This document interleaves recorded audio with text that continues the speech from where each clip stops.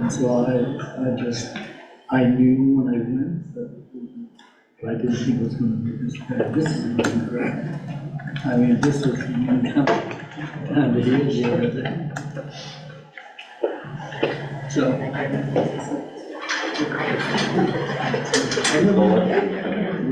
Slow down when you start. Ready. Needed to start. Okay. I'd like to call the October 9th, 2024 school board meeting to order.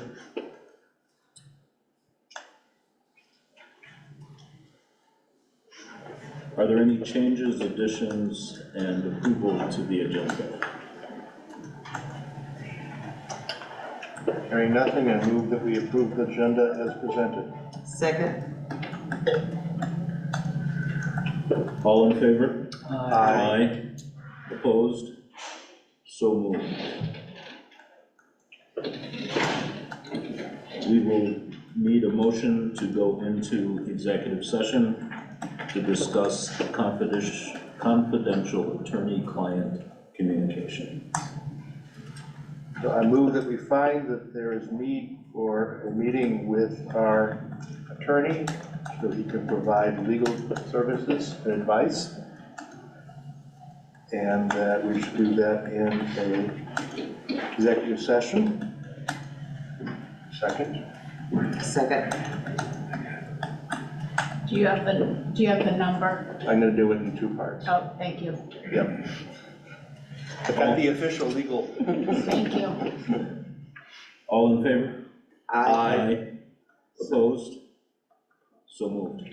Second motion is I move that we enter into said executive session for the purpose of confidential attorney-client communications from our attorney pursuant to Title I, Section 313A1. Second. All in favor? Aye. Aye. So moved.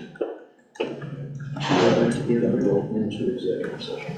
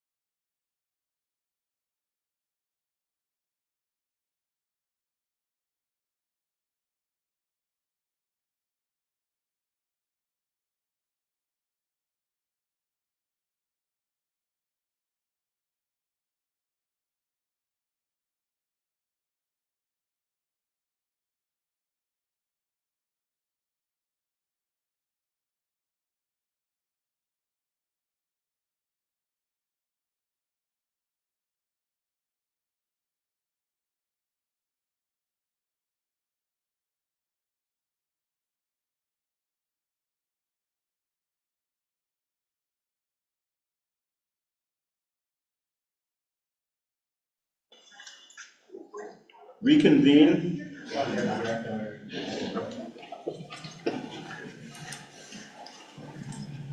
So moving right into the agenda, Excuse me, yes, was there any action taken in executive session? no action taken. Thank you.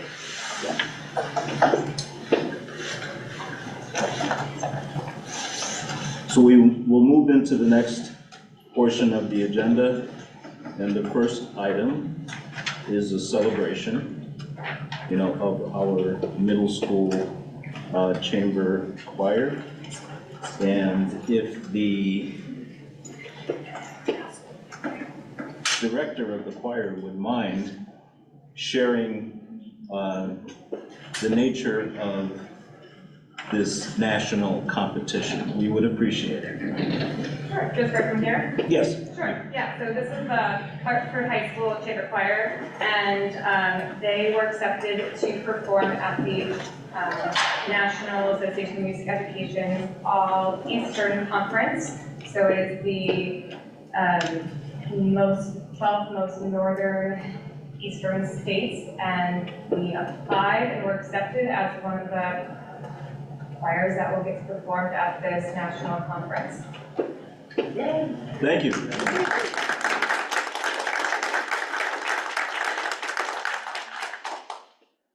You have the floor. Right. So we'll just come right in front.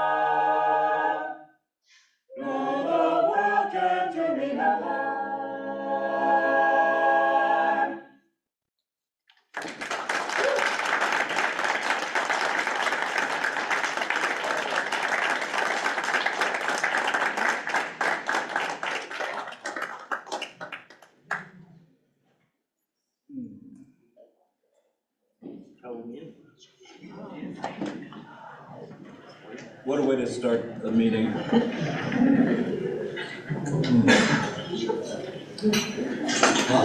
Special meeting, for sure.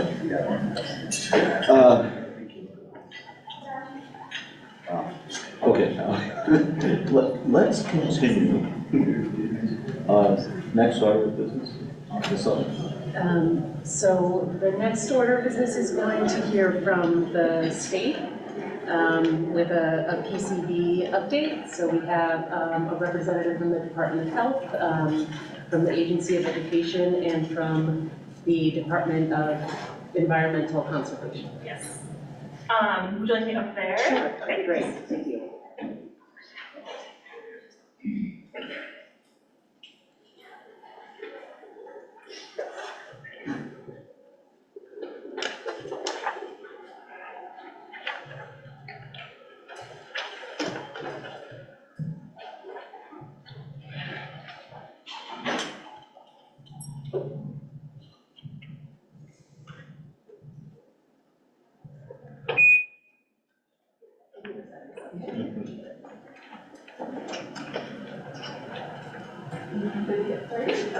Hi everyone, thanks for coming. My name is Cassandra Kim and I work for DEC, and I'm here to talk again about the kind of our updates for our PCBs in Schools program. We were last year in June, so we're here for round 2. I see some of your faces in the audience, so thanks everyone for coming out. And I'll do, next slide. Okay, so I'm gonna go through some background information first and kind of summarize what I talked about, or what we talked about in June for work we completed, and then I'll transition into what we have completed since we last talked in the summer. So first, what are PCBs? So PCBs are polychlorinated biphenyls. They're a man-made chemical, and they're found in a lot of different building materials that we find in schools. So paints, caulks, mastic, lighting ballasts, lots of different types of electrical equipment. They can kind of be found in a wide range of things. And although they were banned in 1979, they actually don't break down very well over time. So even if they've been in one place for decades at this point, they can kind of stick around for many, many years, which is why we are now dealing with them. So the Vermont law requires that all schools built or before 1980 are tested for PCBs in indoor air. So this program's been around for a couple years. And we're continuing to test schools, but I'll talk about high schools specifically a little bit later. Slide. So PCBs can affect our health in many ways. They're both cancer and non-cancer endpoints. So this is one of the reasons we want to understand if there are PCBs in our schools so that we can better address them and make sure to keep people safe. So there are a couple school action levels and they're age dependent. So this being a high school, the 7th grade through adult 100 nanogram per meter cubed is the most applicable school action level that we'll be looking at. For some other schools that have pre-K or younger kids, we look at a lower concentration. And we also have immediate action levels. So these are 3 times higher. And when we see concentrations that are in this higher range, that tells us that we really shouldn't be using this space at all until we address the problem. So we'll see later there are a couple spaces in the school that did have that concentration, so we want to be extra protective when we see that and make sure folks aren't in there. Okay. So the general framework of how this program works, so the school hires an environmental consultant and they go out and do an inventory of all the pre-1980 spaces. So they generate a very long Excel sheet of all the different materials that could contain PCBs. And it's kind of a lot of data to go through, but they take that back and they come up with a sampling plan that will kind of organize all that data and come up with different groups depending on what materials are present or the age of the specific wing of the school or some other defining criteria. And then they can go back out and actually collect indoor air samples of a subset. So 30% of those spaces will be tested. And then we can just extrapolate the results to some of those other similar classrooms or other similar spaces. And after that, we can evaluate the data and provide the school with a set of occupancy recommendations that are health protective and that will keep everybody safe while we deal with the root of the problem, which is PCBs and building materials. This one. Oh, this got flipped around. So this is a picture. If you've seen this around the school, this is just what a sampling setup looks like for sampling indoor air. There's a little pump down there and it pulls air through this little piece of foam, that's that yellowish bit at the end, and that gets sent off to the lab and analyzed for PCBs, and that's the data that we look at. Okay. So this is a slide that I actually shared in June. So these are results from the April 2024 from the initial sampling event. Some big ideas. So there was a wide range of concentrations we saw, all the way from non-detect, so very, very low, all the way up to 1,000 nanograms per meter cube, which is above that 300 IAL that I mentioned. So that's something that is concerning for us. We want to take a second look at. The northeast corner of the first floor, which is where the kitchen and the Allied Med Center and culinary arts space, those were some of our more highly impacted spaces where we saw the higher concentrations. And then in other areas of the school, we did see detections. They weren't quite as high, but definitely areas that we want to go back to and do some more investigation. Okay. So this is another slide that I shared at our June meeting, just to kind of highlight there were these 3 big goals that we had set for what we wanted to accomplish over the summer. So one was hiring a consultant to continue work, which we did. So one has been working with us and with the school on conducting next steps investigation. 2 was adopt an occupancy strategy. So this resulted in a couple spaces, like I mentioned, that allied health space and the culinary arts space not being used, so alternative spaces are being used, and that's to help just be protective of folks, because it's not really, health-wise, great to be in there, so just wanted to make sure everyone was safe. So that was important, that's what we talked about in June. And then also this summer, we wanted to take some building materials samples to try and figure out what exactly materials are causing these problems, because we know from the inventory, we have this long list of potential issues, but we want to really figure out what is the culprit material or materials. And then we also wanted to see if there were some short-term actions we could take over the summer. The hope was that if we take some short-term actions, we could maybe get students back in there for the beginning of the school year. And as I'll mention, it was ultimately not successful, but we did give it our best attempt. Okay, so this is work from over the summer. So WAM, who's the consultant, went out and they collected 225 samples of different building materials that were suspect. So I put a picture down here on the right. So that is a picture of a caulk sample from the kitchen, and it's caulk that's in between an I-beam and a painted CMU unit. So they went out and took little bits of materials from all the suspect places and sent them off for analysis. And we limited this initial sampling event just to those really highly impacted places on the first floor. And what we found, so this is not a full list of all the materials, but just the ones that I picked out that I thought were most impactful. So lots of different types of caulking. So it's caulk around door frames, caulk around windows, caulk around I-beams like you see here. We also found a lot of caulk above a drop ceiling that was in part of the northeast corner. Looked like there was some previous construction there, so there were some remnants of construction, and there was a really thick layer of caulk up there. So that we found. Different types of paint, so different colors, different painted surfaces. Floor tile sealant was another one, and then different types of wood varnish that we also found. There were other materials that we found, but cumulatively, these were some of our big ones. The other kind of, goals of over the summer was to see if we could deploy some, they're called APUs, air purification units, and putting up this tape just to see if we can use that as a temporary measure, just, to see if students could come back for the school year. So one went out and did all that work. We resampled. We didn't really see concentrations come down enough to where health and DC would recommend reoccupying those spaces. So we pretty much kept our occupancy recommendations the same as June, which, you know, was not fantastic news, but we had plans in place to make sure the school can move forward as best they could with that information.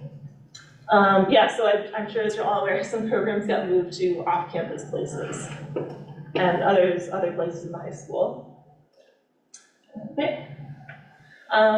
So what I want to talk about today is kind of like, what does this mean? What do we do next? So we were actually here about 2 weeks ago to speak with school representatives to go through all of that data that we collected over the summer, understand what it means, figure out what other data do we need to kind of support a full-scale remediation effort. So I mentioned that we really only sampled in that northeast corner of the first floor, but we have the whole rest of the school that we need to consider. So what other data do we need to answer those questions? Where you want to continue monitoring spaces that weren't at that really high IAL level, but were, you know, had detectable amounts of PCBs to make sure we continue to be protective. And the school brought that they have quite a few other capital projects that are planned for the next 1 to 2 years. So we want to make sure if we're going to do whatever work kind of makes sense, if it's intrusive, that we're not going in twice. So if there's coal work that has to be done, let's see if we can coordinate that and do a lot of it at one time if possible. So we talked pretty extensively about that. And then upcoming work. So next things that'll be happening, WEM is working on a work plan to come back to the school, do more sampling school-wide to really define our problem and understand the full extent of it. That will then lead into developing and evaluating all of our different remediation strategies. So depending on how that data looks, that'll lead us to different solutions that could be appropriate for remediating PCBs, and they'll look different, and there's pros and cons to each. And at that point, I think we'll probably want to, solicit opinions from the school on what works for everybody and what meets the school's need. And then once we have a sense of, yeah, this is the solution we want to pursue, we'll have the consultant put together, it's called the corrective action plan, and that's the really detailed plan of, we have the problem defined, this is what we're going to do, and this is how we'll do it, and this is how we'll leave things, and kind of wrap everything up in one big plan. And then finally, the last step would be actually implementing that. That would be the actual work to remove materials, encapsulate, retest, would be potentially in summer of 2025 is kind of how we have scoped things out. And of course, all of that is dependent on funding, which is always a question. But that's kind of our overall plan and scopes. I think still a lot of information to be collected and sorted through, but the school has been like a great help, so we really appreciate them being here. So we will move forward. Any questions? Very often. Cassie, do you just want to find out where we are? Oh, yes, sorry, I forgot that slide.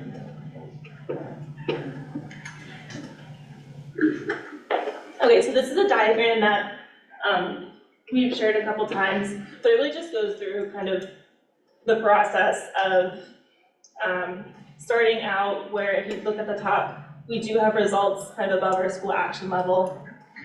So that leads us into wanting to know what materials they are, and starting materials testing, and really understanding and delving into the problem. So we are down at the right now, so we've done some material sampling, but we want to come back and do a second round and really drill down into the details. But we're looking ahead already to using those results to start actually addressing the PCB sources. So that would be kind of where we're heading next. And then of course, at the very end, post-remediation, we would be coming back and resampling to make sure, like, yes, it was successful, we got everything, and that our strategy was, implemented well and worked well. And then if all goes well after that, then we will be getting off the carousel at that point. Generally, yep. Okay, now question time. So I know that was a lot of information. Does anybody have questions for the moment? Yes. You mentioned encapsulation as one of your strategies to mediate or remediate. What assurance is there that what you encapsulate stays contained? Yeah, so encapsulation is definitely a strategy that can be used. I would see that coming into play where you would, like if caulk is your, your really culprit material, you could remove the caulk. So sometimes PCBs can migrate into other materials. So you have like caulk placed on CMU, kind of leach into that CMU material. So that CMU What's a CMU? Concrete masonry unit, so it's these bricks over here. So encapsulation would come into place where ideally you remove a lot of that source material, but you're leaving a little bit in place, and maybe it doesn't make sense to be taking blocks out of a wall. So a lot of times encapsulation will have kind of like a two-part, it'll be a two-color application. So if it were to start wearing out, you would see like another color peeking through. Also, ongoing monitoring is a component of that, so that might look like additional indoor air monitoring over time, or wipe samples of that encapsulant layer to make sure that it continues to be effective for the life of the building after that. So that could be 10, 20 years or more.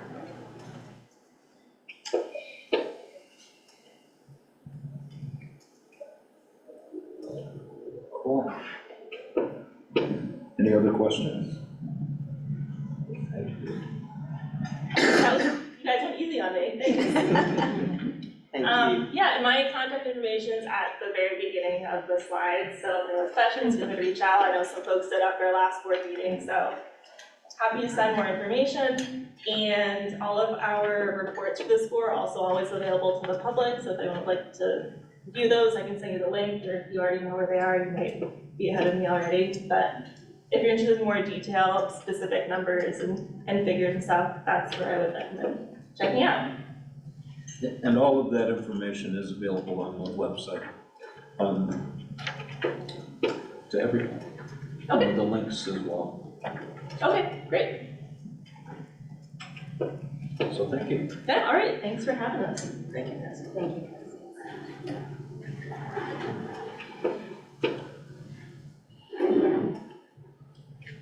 So the next order of business is presentation of our new principal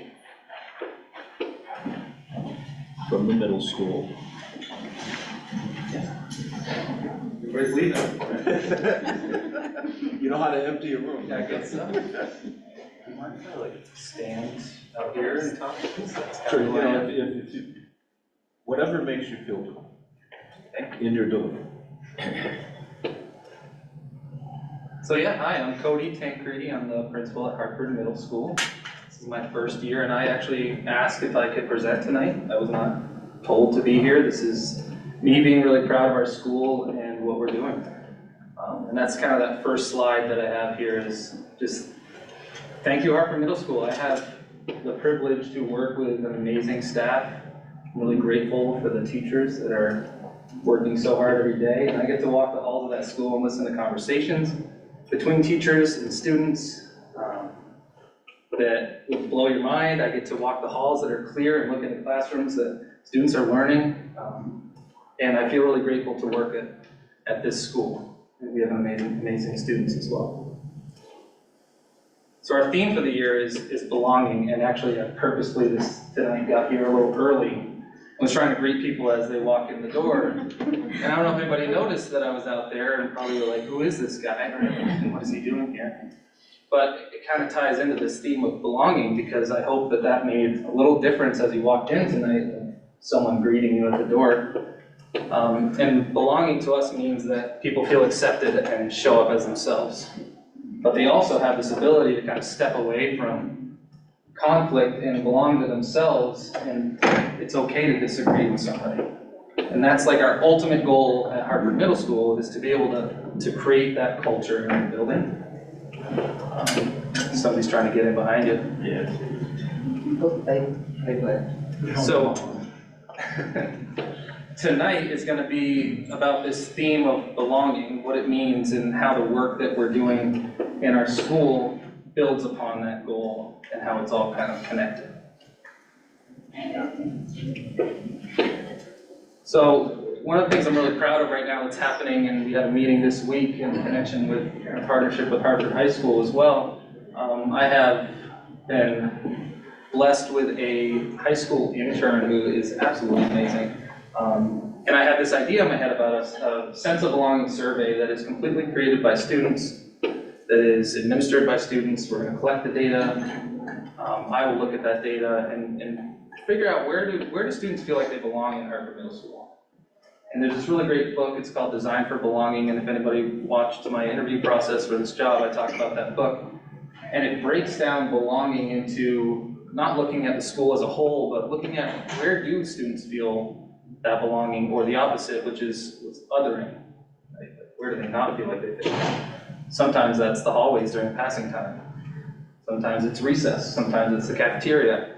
But I want to get that data authentically from students, and I want students to create the questions. So that's what our high school intern is helping a group of 8th graders right now, working on creating this survey, and that'll be going out soon. And we're going to use that data, and it's going to be really cool to work with our 8th graders about using that data from our students telling us, well, I don't really feel great about this transition from recess to lunch, whatever it is. And we're going to make changes using that data, and our students are going to feel like, wow, I have a part of what happens here at Hartford Middle School. So I'm really excited about some of that work. So we're going to jump into like some data about behavior. This is all about how behavior systems connect to that sense of belonging, and why I'm going to talk about them tonight, because I feel like when we create high expectations for our students that are clear, and we create a space that feels safe, which we're working at that, and it's not going to be perfect overnight, but when those things happen, that sense of belonging can happen. Right? When kids know how we're going to respond to something, when they trust us, that's when those things happen. So the systems that I'm going to talk about connect to that piece about belonging. So we call it our restorative response system. So we have an amazing team of teachers, students, and staff, and I'm lucky to have a dean of students and a few associate principal, and we work really hard at, this summer we looked at what are our roles, who's going to be responsible for behavior, who's going to focus on moving our school forward with curriculum, instruction, and assessment.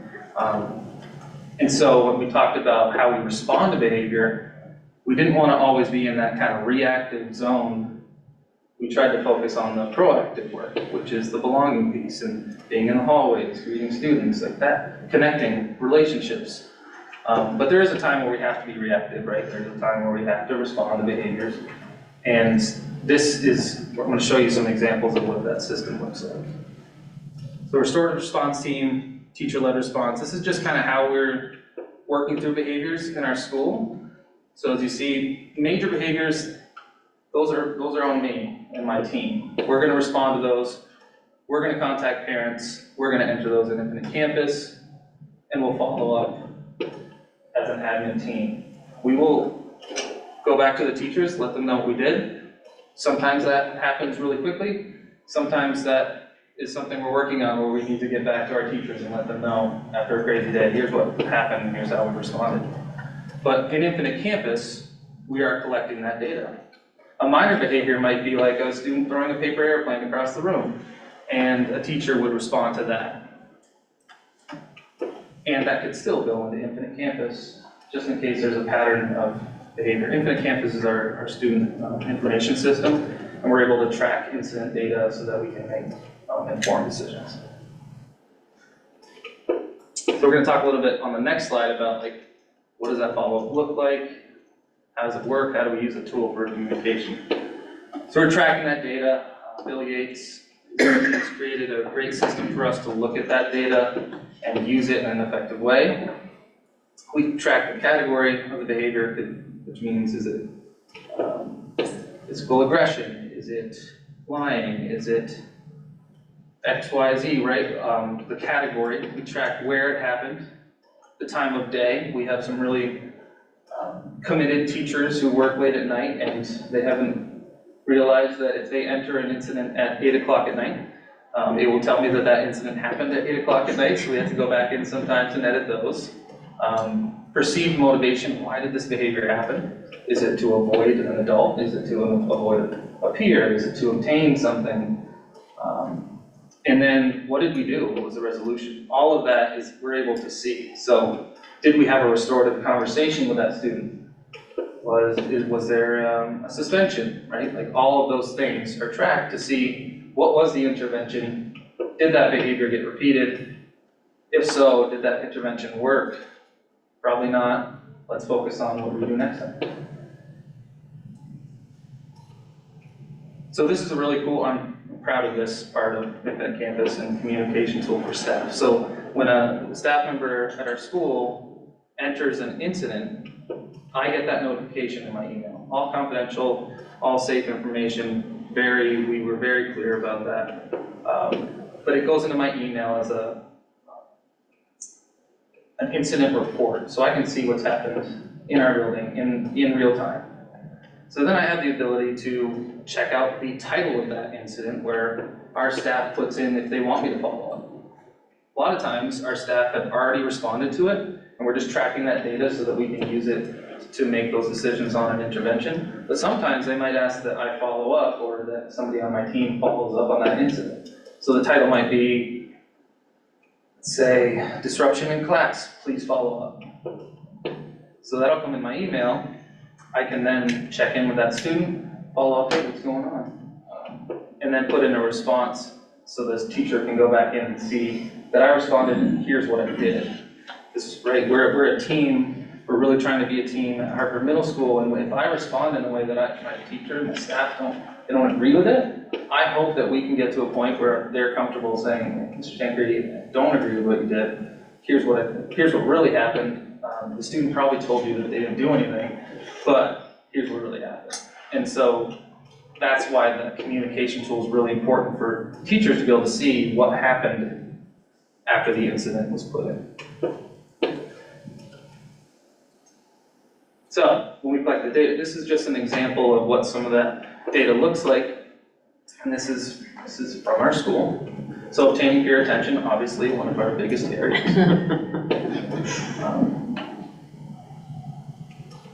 And hopefully I get to come back throughout the year and present again and share some more data and how we use this data. But this is kind of what we look at. And it's still early in the year, but we are going to begin using this data to really target and make some interventions about our school day and what it looks like. Our coaches are also using this data, interventionists, right? We're looking at data to make sure we're giving our students what they need. It's good to see us use it, right? We work really hard on these things sometimes and they're not put into practice. We don't use them. We are using this data. Here's an example of how we use it.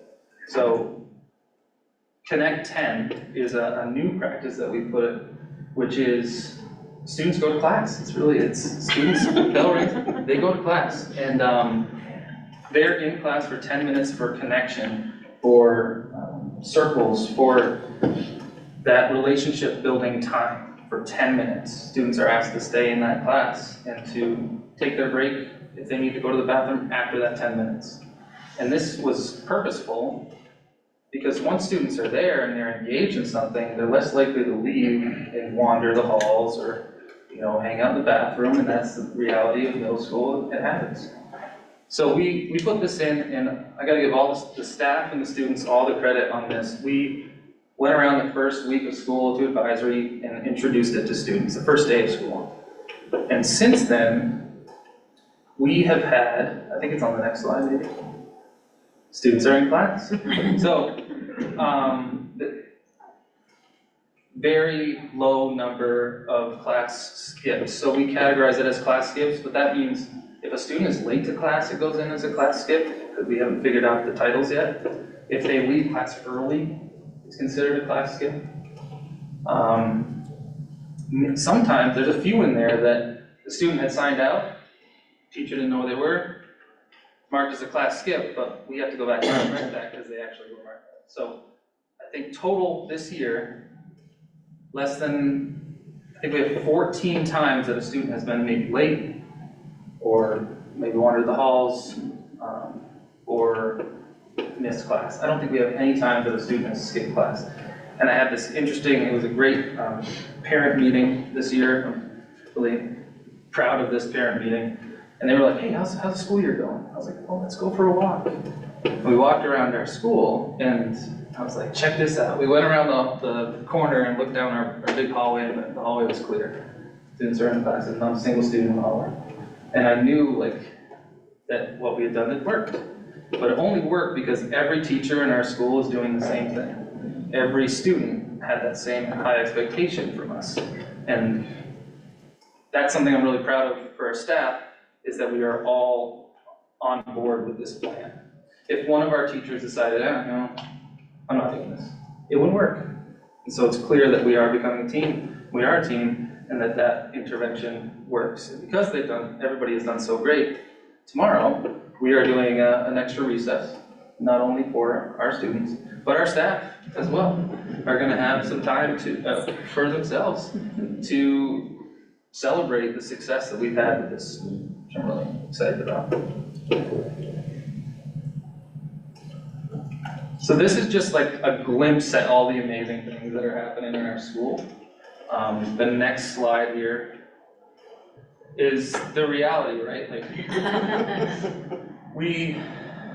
We are in October, and there's going to be times where things kind of don't match up with the blueprint that I have in my head of how the school year is going to go.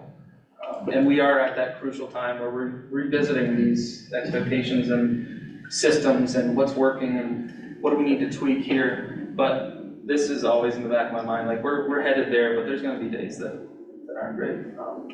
And we're always just going to, what's the next great thing to do? So I hope to be back and present again. There's many other things that I would love to talk to you about tonight. But I have 2 young kids at home also. Yeah, so thank you for letting me come and talk today. Thank you.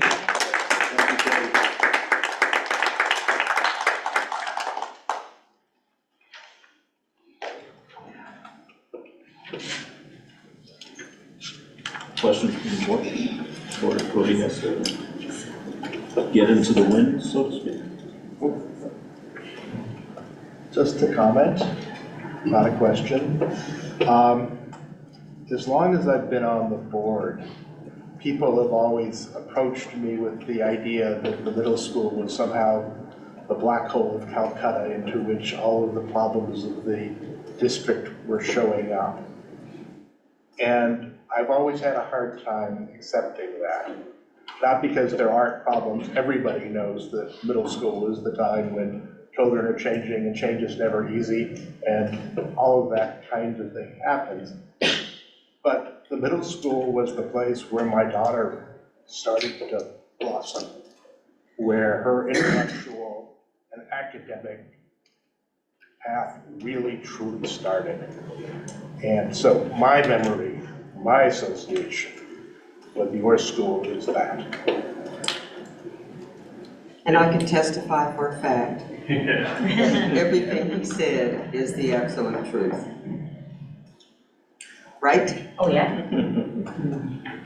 And just for point of reference, as some of you may know, the Agency of Education has allowed school board members, when there is a demand need for substitute teachers, we can substitute now to assist.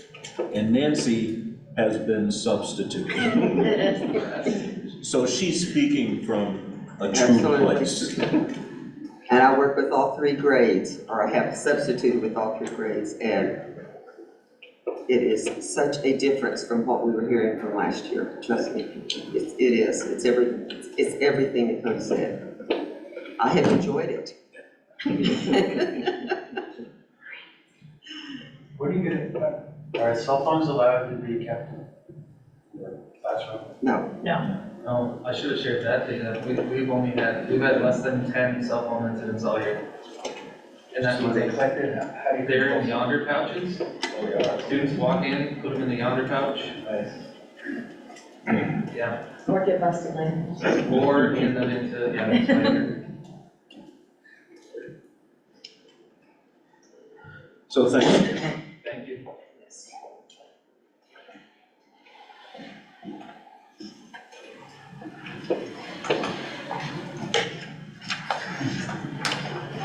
So the next order of business is our response to the OLM complaint on Andy, so that's not it.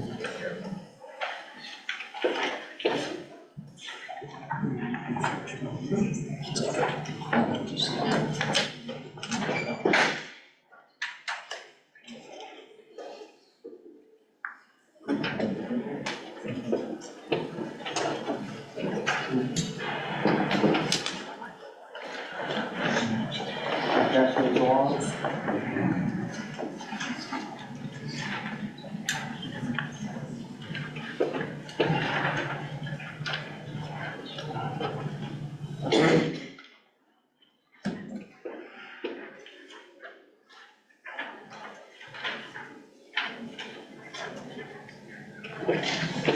Say please.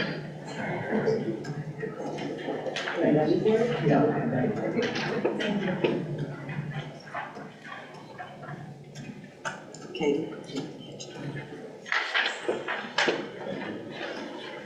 Okay.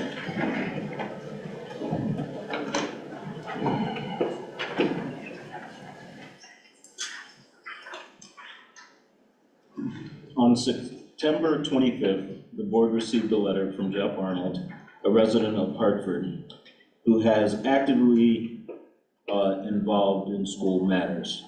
The letter concerns the board's actions relating to its former superintendent, Tom DeBalzi, and the hiring of Katie Sutton as interim superintendent. Mr. Arnold contends that the board violated the requirements of Vermont's open meeting law. We appreciate Mr. Arnold's thoughtful concerns and opportunity to respond. While the OML provides that a public body, upon receipt of alleged violation, shall respond publicly within 10 days, 1 VSA sub 314B. In this case, Mr. Arnold specifically asked for the board to respond at its October 9th meeting. As noted by Mr. Arnold, the board went into executive session on June 12, 2024 for the express purpose of discussing the evaluation of a public employee pursuant to 1 VSA sub 313A3. On coming out of executive session, no action was presented and no action was publicly taken. But during the executive session, a straw poll was taken, which resulted in the board giving the chair the authority to negotiate a separation agreement with Tom DeBalzi and to hire Katie Sutton as interim superintendent, both of which actions subsequently happened. Both actions were affirmed at a special meeting of the board held on July 18th. The pertinent section of OML 1 VSA sub 313 provides, in part, a motion to go into executive session shall indicate the nature of the business of the executive session, and no other matter may be considered in the executive session. Such vote shall be taken in the course of an open meeting and result of the vote recorded in the minutes. No formal or binding action shall be taken in executive session except the actions relating to securing real estate options under subdivision 2 of subsection. A public body may not hold an executive session except to consider one or more of the following. 3, the appointment or employment or evaluation of a public officer or employee provided that the public body shall make a final decision to hire or appoint a public officer or employee in an open meeting and shall explain the reasons for its final decision during the open meeting. Initially, we note that it was appropriate under the law to hold the executive session to consider the appointment, employee, or evaluation of the two districts' personnel, Mr. DeBalzi and Ms. Sutton. A motion to do that effect was made and voted on in public session as called by law. We do not believe it was a violation of OML to hold one executive session to discuss these personnel matters. In hindsight, however, we note that better practice might call for two different executive sessions, one relating to Mr. DeBalzi's employment separation and the other relating to Ms. Sutton's employment transition. Second, we note that as to both issues, it is not clear whether formal or binding action was taken during the meeting. It is reasonable to conclude that the formal and binding actions consisted of the execution of the agreements, not the decisions to authorize the chair to negotiate them. Nevertheless, we recognize that the decision to authorize the board chair to negotiate the agreements could also reasonably be considered to constitute a formal action for the purpose of section 313A. Accordingly, we recognize that it would have been more prudent for the board upon exiting executive session to offer motions to vote on them. Furthermore, under section 313A3, the final decision to hire or appoint the public officer or employee must be made in an open meeting, and the board shall explain the reasons for its final decision during the open meeting. This requirement relates to Ms. Sutton, not to the separation agreement with Mr. DeBalzi. While these alleged deficiencies may have been cured or partially cured at the board's July 18th special meeting, in the interest of further transparency, we now take the following actions. The board will entertain a motion that does the board retroactively authorize its chair to negotiate and enter into an agreement with Mr. DeBalzi regarding the final year of his contract and ratify the action so taken? And two, the board will entertain a motion, does the board retroactively authorize its chair to negotiate and enter into a contract with Ms. Sutton to serve as interim superintendent and ratify the action so taken? The reasons the board's decision to hire Ms. Sutton shall be explained in open meeting. The board respectfully denies the other relief requested by Mr. Arnold in his letter.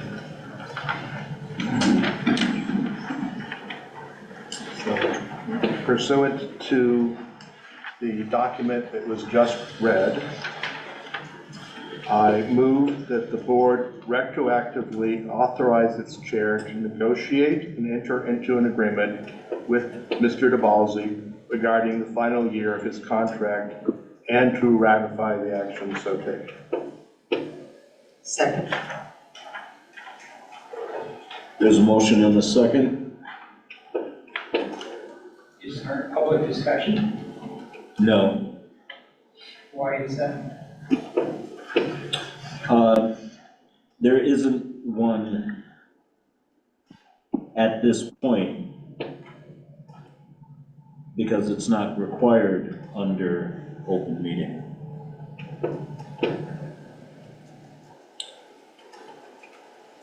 Are you suggesting when you make a motion on the floor that the public doesn't get the opportunity to speak? There will be an opportunity to speak after. But once you make the motion and finalize it, what's the validity of allowing the public to speak? It doesn't, logistically, that doesn't make sense to me, and just adds to the concern that much of the public has expressed around this matter. Because the public has to weigh in, and then you take, hopefully, you consider what the public thinks about this motion that you just made. It's always struck me as being a reasonable procedure to put a motion on the floor, but if people are coming here in public session, what's the value of that if you're not allowing the public to weigh in or discuss the matter?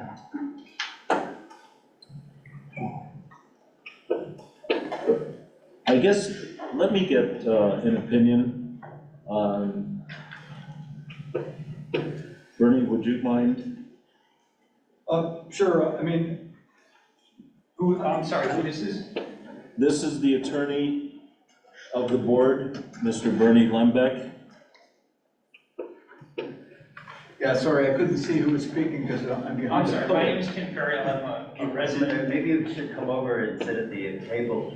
And my name is TanCreti, I'm a resident of White River Junction. I'm just trying to understand the concept of, like, you know, for me at the moment, I understand what you're trying to do, but it feels a little bit like procedurally something maybe went awry. You're trying to legitimize it, and I'm not judging that at the moment, but it just seems to me also that the public should have an opportunity to speak to this matter. Yeah, so, hi, open meeting law in section 312 of Title I, it's 312H, says that at an open meeting, the public shall be given a reasonable opportunity to express its opinion on matters considered by the public body during the meeting, as long as order is maintained. Public comment shall be subject to reasonable rules established by the chairperson. And there is a public comment section on the agenda, I believe. I don't have it right in front of me at this second, but I think that's coming up next. I understand the concern that you've raised, that you think public comment should be offered before the board makes its motion, and I think in this case... No, after they make a motion. After the motion, Correct. Before there's a vote on the motion. Right. Right, so that they can hear what the comments are. It's a reasonable window for citizens to participate. Yeah, I mean, I think in this case that could be done. I don't see the harm in allowing some public comment on this issue to be held now, so you can hear what the comment is. You know, I have a feeling some people here are going to want to get into the details of what the decision, why the board members reached the decision they did, and that's not going to be happening because that's really a confidential personnel matter. It's Totally get it. You totally get that. Been there, sat there. Yeah. But what I'm getting at is the concept of, and the town deals with this as well, because they allow their executive to negotiate difficult situations on behalf of the governing body. Yeah. But the problem we have here is that it looks like procedurally it was problematic, and they had kind of acknowledged it here. But I feel like the public should be allowed to speak around matters of this nature, not in the interest of, you know, taking anyone out, but in the interest of, like, having an open discussion about, like, maybe this wasn't ideal. Yeah. How can we learn from it? How can we move on? Yeah. I mean, the only response I have, it's not really an open discussion among the whole group, right?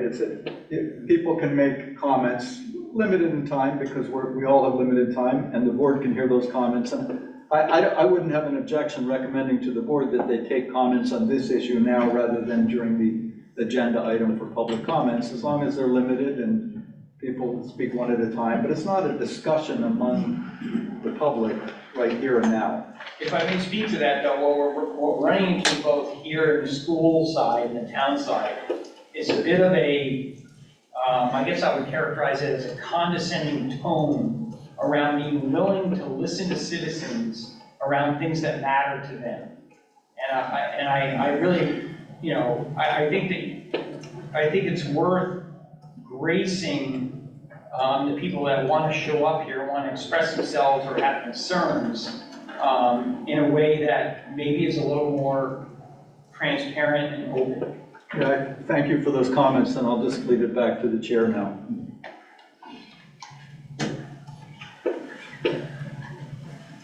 I guess we will accept comment at this time. We will not take the time later to reiterate the same questions again, okay? Because there is work that needs to get done, and we acknowledged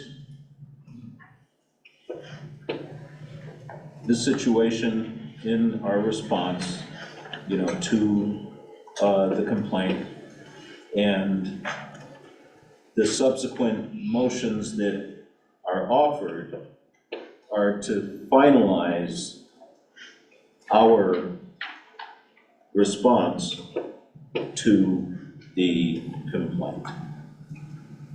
And that's probably the best way that I can explain, you know, where we're at.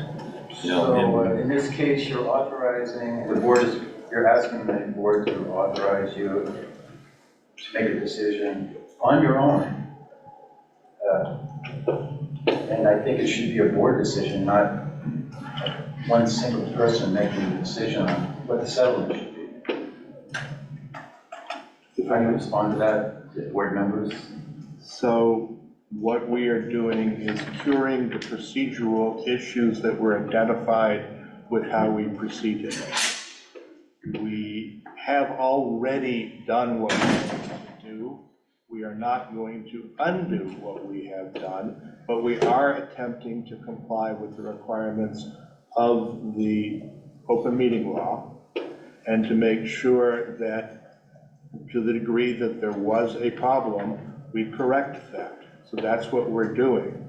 With respect to the issue of our authorizing the board chair to undertake the negotiations, subject to a final approval in an open meeting, I see no problem with that. We had all of that. Those steps occurred. So you're saying that you knew how he was going to settle with it? I mean, that discussion. So we're not revisiting that issue. Well, then the whole agreement should be nullified because it was done illegally. There was no vote.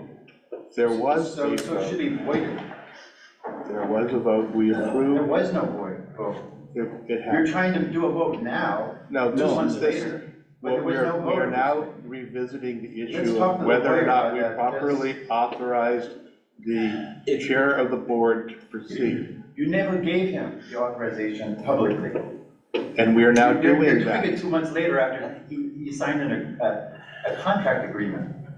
I think that should nullify the agreement. The agreement was validated July 18th. No, it was, in you signed public. it July 2nd. No,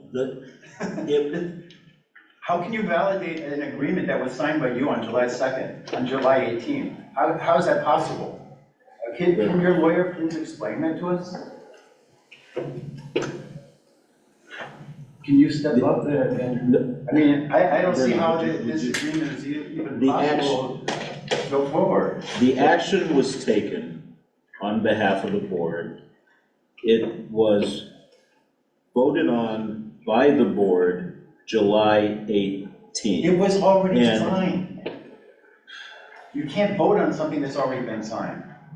Yes, you can. It was in the consent agenda on July 18th. It was not agreed upon when it should have been agreed upon in public, which nullifies that agreement. So first of all, under the reading of the statute, if you go back and look at it, we don't need to have any public agreement with respect to terminations, only with hiring. There's a difference. The statute is quite clear. Can you please show me where it says that in law, state law? So, Bernie, you mind please explaining? Sure. Yeah, I mean, I don't. But that, if I you haven't could, seen that anywhere, written anywhere. that's what we just read to you. Yeah, I mean, you understand that there's different grounds for going into executive session. Right. One of them is to consider the employment or evaluation of a public officer or employee. In this case, there were two different employees who were being considered. In one case, it had to do with an evaluation and an agreement to about the last year of his contract. In the other case, it happened to do with the appointment of Katie Sutton as interim superintendent. Both of these things were appropriately discussed in executive session. But they were not voted on. They weren't voted on. What the board did was authorize the chair to delegate it to the chair. But please don't interrupt me, okay? Right. Authorize the chair to negotiate the contracts in both cases. That wasn't done by the negotiation was not done by the board. It was done by the chair of the board through a delegation of power. We acknowledged that there should have been a vote coming out of executive session. It would have been most prudent to have a vote saying what the board is doing now, which is to say, shall we authorize the board chair to negotiate a contract with Mr. DeBalsi? Negotiate an agreement with Mr. DeBalsi, and that should have been voted on. Ideally should have been voted on in public session. It wasn't done, so there was a procedural glitch. It's not clear under the wording of the law that it had to be done. Okay, so that's why the statement says it's really not clear, because it's not necessarily considered formal or binding action. But we acknowledge that it would have been more prudent to do it, to treat it as if it was formal or binding action. So it wasn't done, but it was done on July 18th, ratifying the decision that was the contract that was signed. That's just it's illogical, totally illogical. Okay, so we disagree with you on that. Well, how can you vote on something that's already been signed by lawyers 2 weeks earlier? We're ratifying it. The board didn't decide on the wording of that contract.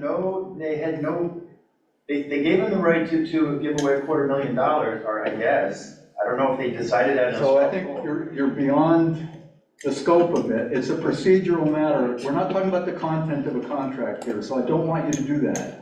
Right. Okay? We're talking about the procedure. And the procedure is the board delegated authority to its chair to negotiate a contract. That was appropriate. It was appropriate to do that. They did it.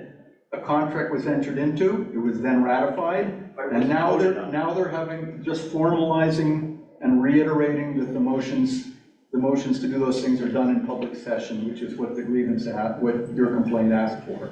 You can't just vote on something 3 months later and say that. So I'm going to give it back to the chair now. I see somebody else with a hand up, and you can decide how long people should speak and whether people should repeat. Tim Ferry, Whitewood Junction. Tim, go ahead. And I tried to understand this and study it, and I think obviously procedurally it's somewhat problematic, but I guess I would just throw out to the community this concept, and the concept is related to the town affairs.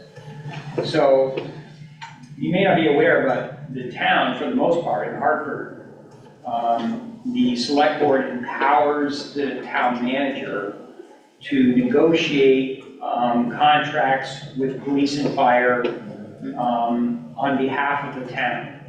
And they kind of trust this individual's judgment to make a good decision related to a pretty significant, by the way, amount of money related to, in the interest of the town, hey, you go at it, good luck, and when you come back, we'll kind of figure it out. Now, to my knowledge, I personally have never seen a public, open vote that the select board says, hey, great job on the police contract or the fire contract. And I'm not picking on police fire, by the way. I love all of you guys. But what I'm getting at is I'm trying to understand this from your perspective. And I've been in, by the way, Cody Christie's shoes in a not a similar matter, but a matter. And I understand it, that you as a board said, Coach Christie, go get this thing sorted out, we trust you, and come back to us. And procedurally, you probably kind of screwed up, but I think in the spirit of our community, I don't think he did necessarily anything wrong. Like, it's kind of a bummer, but I don't think he necessarily did anything wrong. So what I'm kind of trying to illustrate for all of us here tonight is,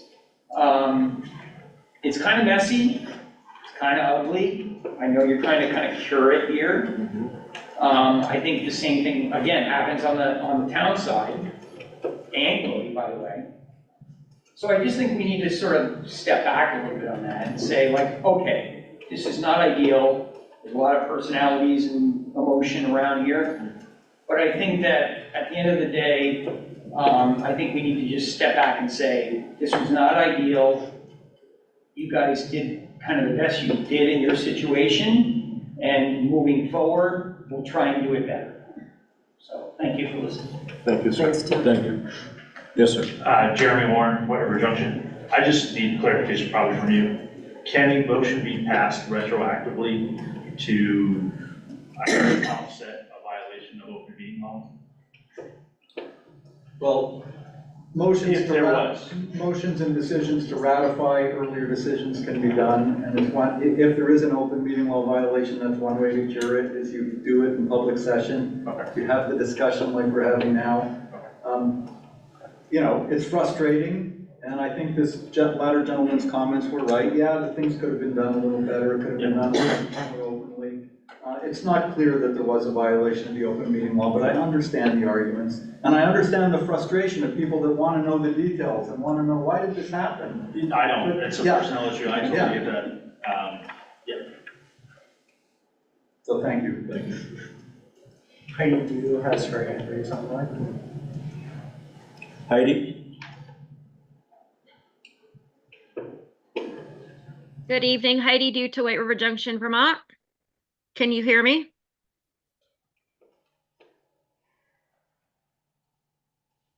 Can you hear me? We can. Okay, good evening. Thank you for allowing me to speak. I do not want details. I'm just asking for clarification as to if this meeting and this action is even legal due to Robert's rules. Is anyone following Robert's rules? That's my first question I'd like answered.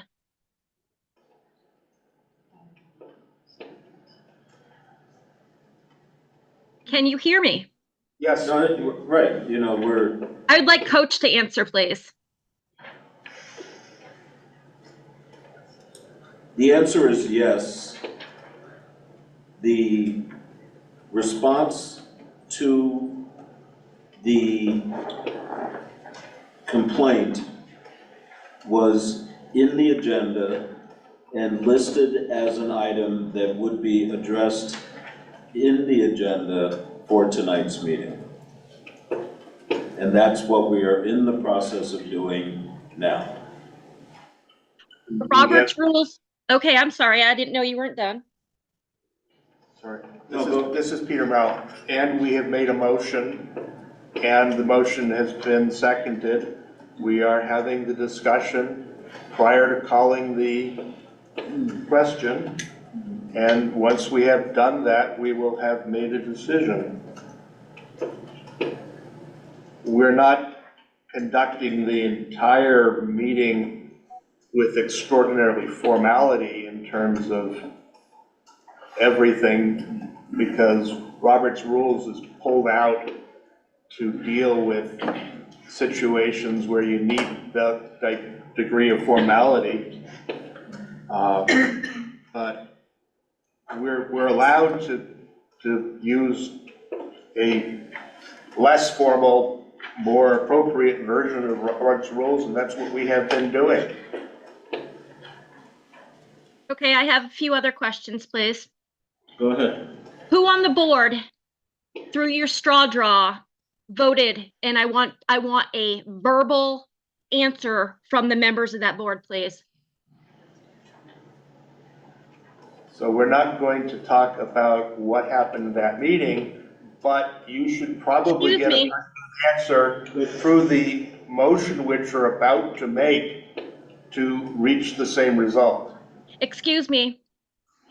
Go You ahead. performed a straw draw, which by all law measures is not a legal binding vote. I am now asking who voted how in that straw draw. And we're about to do it formally. A straw draw, Peter, not today. The straw draw. The original straw draw. And yes, I'm getting angry because you were trying to avoid answering me. No, we had answered that question, what, 3 meetings ago? During one of our other inquiries during the course of the meeting. And so we're not going to go back over that. It was discussed in an open meeting during public discussion, and we're trying to move this question forward. Coach, if I may. Yes, you may. Who voted in favor and when?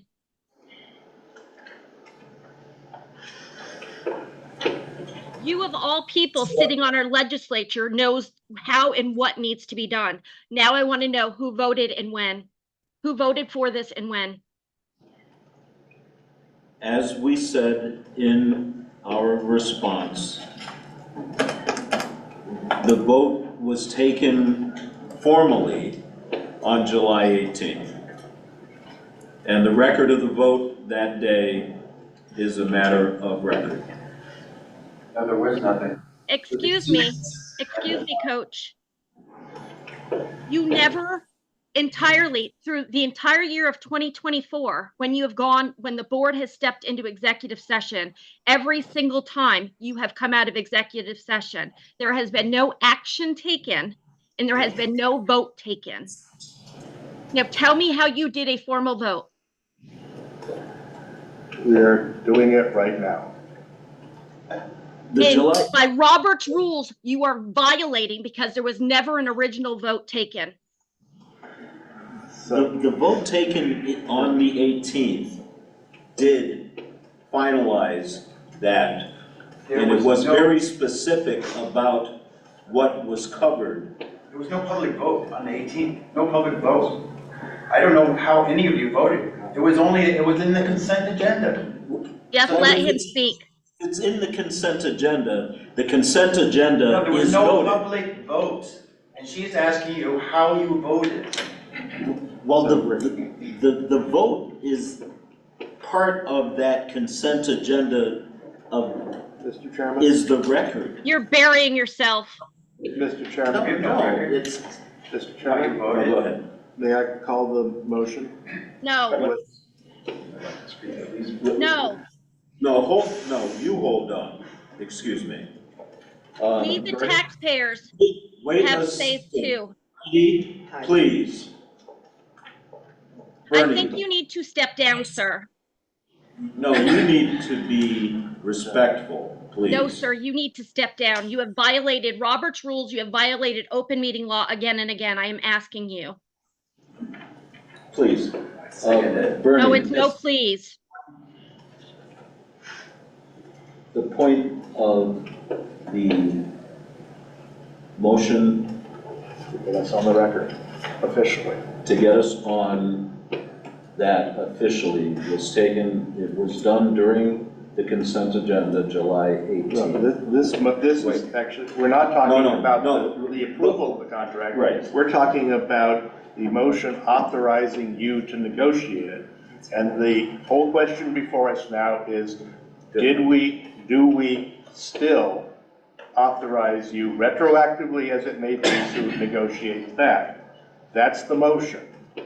We're not talking about what happened in the contract, merely are you authorized to have represented us?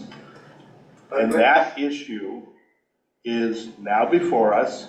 We are formally putting our names in front of you to see whether or not we affect, admittedly retroactively, but whether or not you were legitimately appointed to do that job.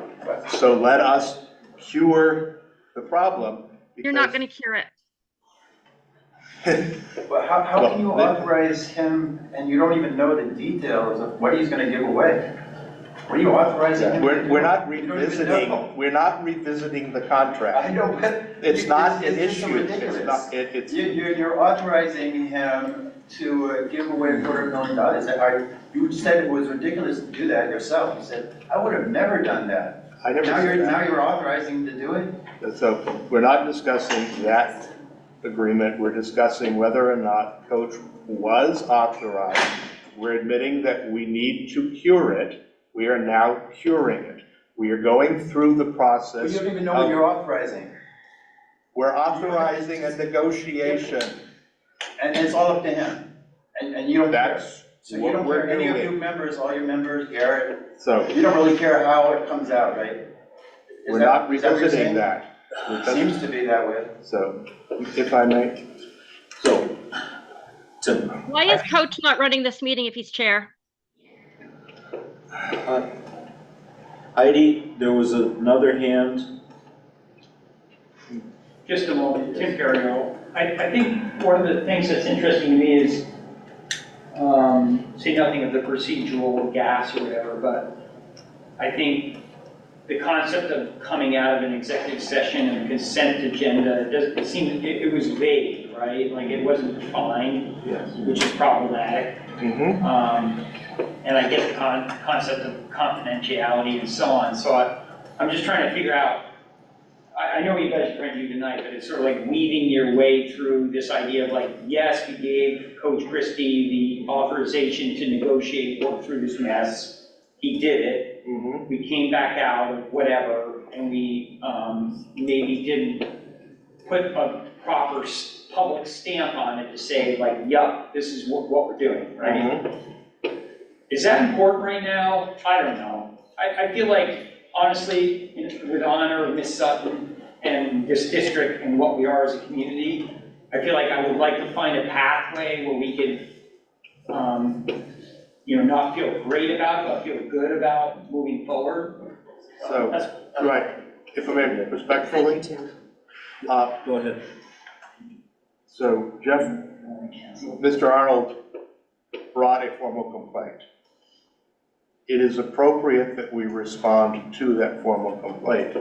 And sometimes that just means that you go through a set of steps that you shortcut before, and to officially get it on the record, who is in favor, admit retroactively, but who is in favor of having authorized Coach to the negotiations?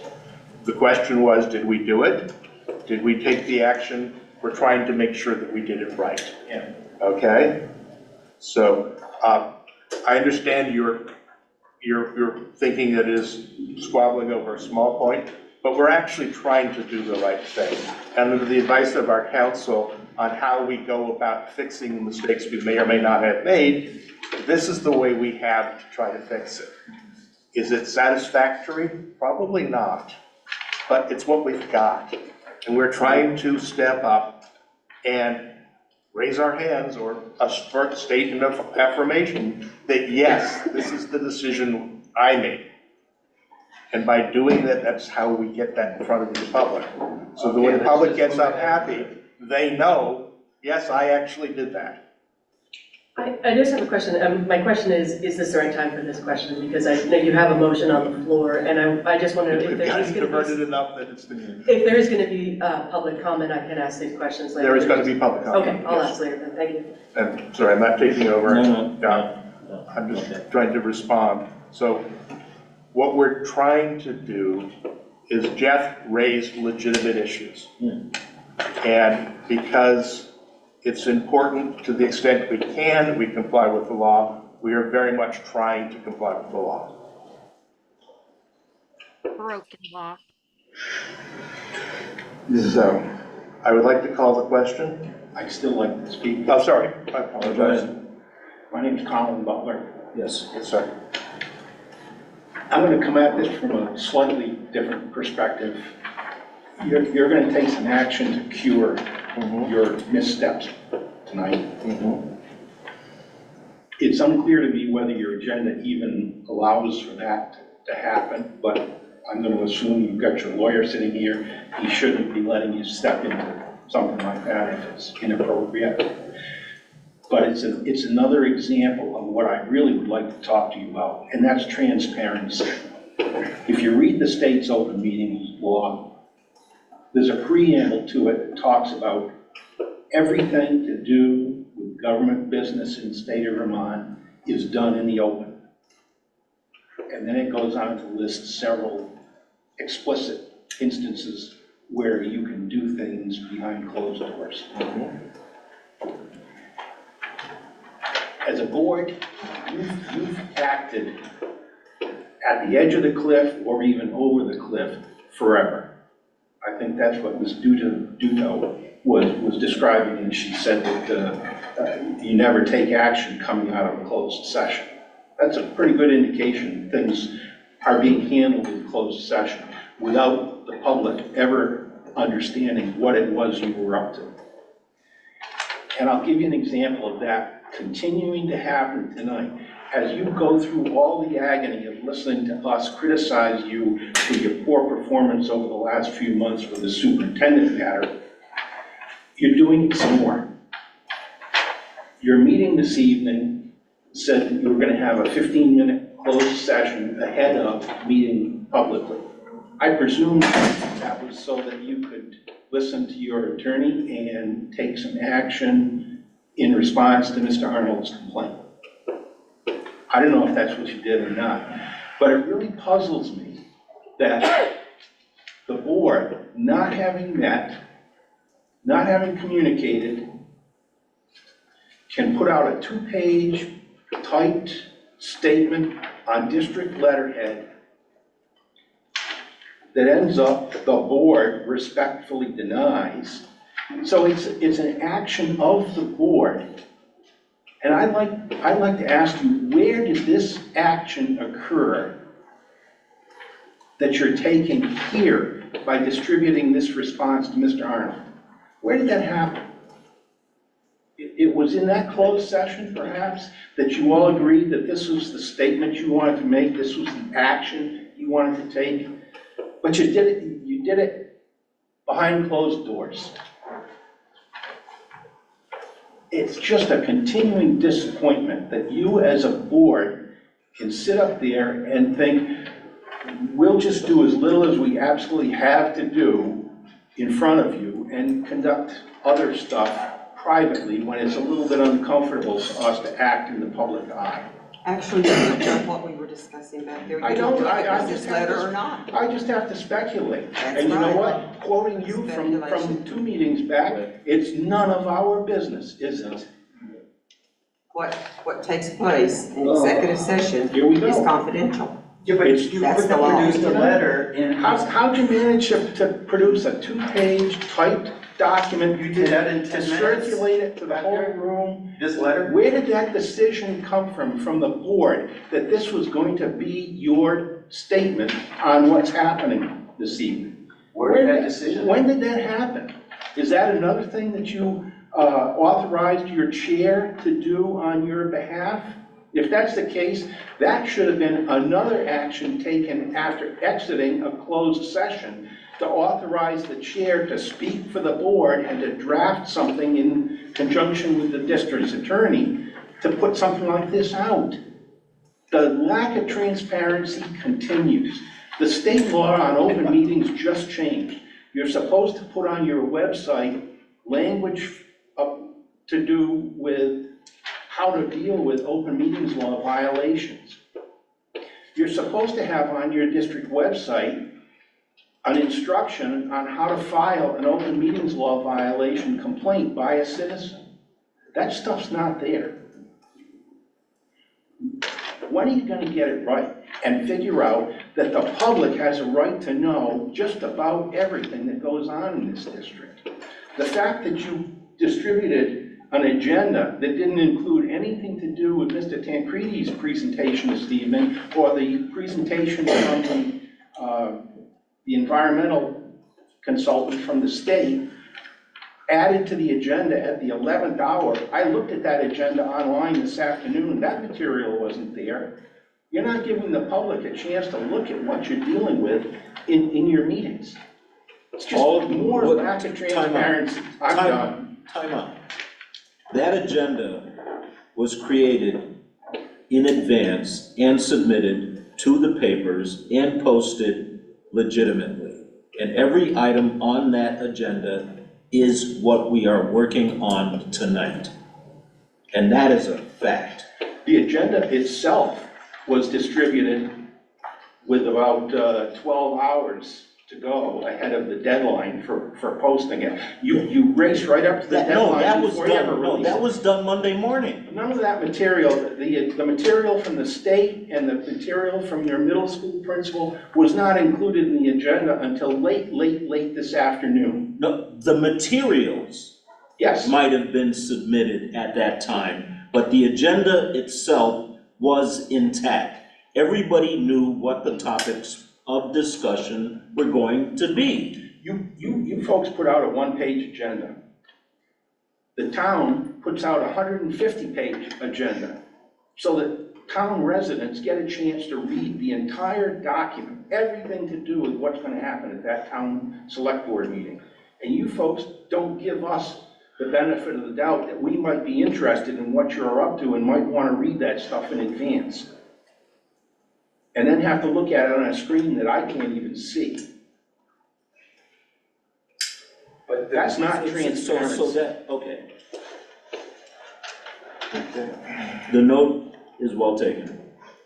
Lanny has his hand And, raised. what's that? Lanny has his hand raised. Lanny?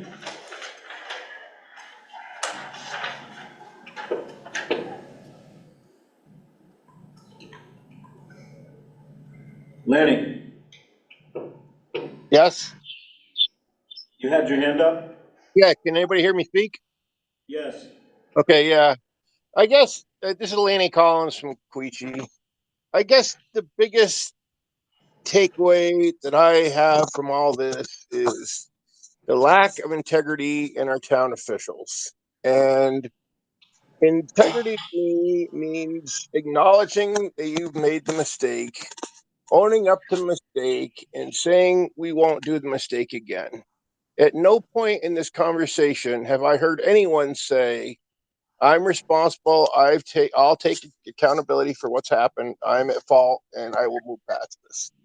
What faith do we have going forward with this school board that you'll make good decisions for us for the remainder of your term? You say on one hand that you do something in executive session that's a vote, and on the other hand, you say, no, it's a straw poll.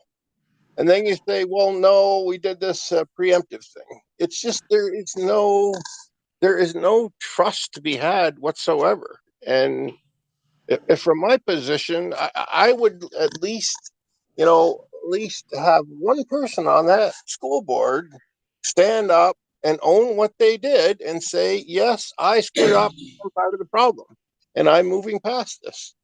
But no one has the guts to say that they did anything wrong. And you all sit there, and everyone in that audience and everyone out there in the town knows what you did is wrong, but no one is willing to accept responsibility. That, to me, is the biggest failure of leadership that we have on the school board.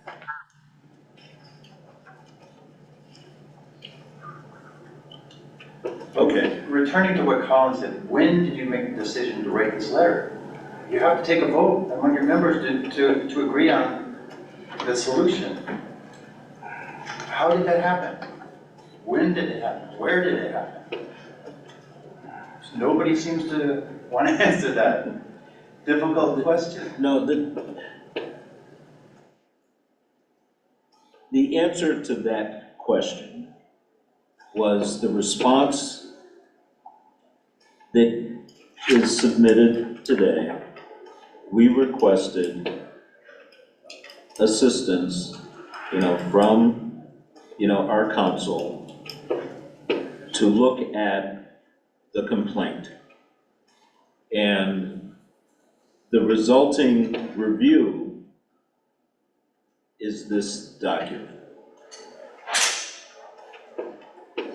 So you're saying there was no action taken in executive session but actually, he wrote this response, the lawyer wrote the response, and then maybe in executive session, and he says, okay, that's good, we'll go with it. So don't you have to come out, instead of saying nothing happened in executive session? Don't you have to take a vote? That we agreed to what the lawyer wrote? In Once essence, again, so this no, nullifies. no, in essence, that's what we're doing now. But there was no vote to agree to it, to what he had written for your response. Nothing is being hidden from you. It's right in front of you. We're doing it, or we're attempting to do it right now in front of the people here, the people on the thing. We're trying to do it. Very And- good. It's a pat on your head. I'm sorry, Jeff? Tim. I don't. Tim. Are you guys, so, just to clarify, so what we're trying to do at the moment is what we're defining as retroactively authorized. Yes. You know, I'm not a lawyer, you are, but, so, I mean, in a way, you could argue that's an admittance, okay, procedurally, we kind of screwed up. Yes. We want to make it right and say, like, in open public session, you know, yes, the policy agreement is legit, and we're gonna move forward with that, and we have Ms. Sutton now as our superintendent, we're gonna legitimize that, and we're gonna move forward. Right, isn't that effectively what That's we're trying to do? exactly what we're doing. Okay, thanks. Thank you, Mr. Wood. Excuse me, can I address your lawyer, because weren't they supposed to come out and vote on what you had written up for them? You know, I agree with Peter Peter's comments, Peter Merrill's comments before, right? Which is? We're doing this They're right doing now. it in open session right now, they're reading I it, mean- they're reading it. So you wanted them to say, before reading it, you wanted them to say, we agreed to read this. No, We because moved to read it, so that's putting formality over substance. I mean, that's not really, my response to that. because Sherry asked what happened in the executive session, and they said nothing. Nothing happened. No, nobody said That was nothing happened. yeah, that's in the There note. was no She asked, what happened in the executive session? They said, we didn't do anything, or what, there was no action taken. I think your points have been heard. No, I I mean- appreciate your points have been heard. I answered it just now. Peter answered it a moment ago. There's no point rehashing this over and over and over again. No, I want to get it straight with you because you're the expert and so in that executive session, they looked at your document and rather than having no action, because obviously we need to learn how to do things better, so what should they have done? What should their answer have been when they came out of an executive session?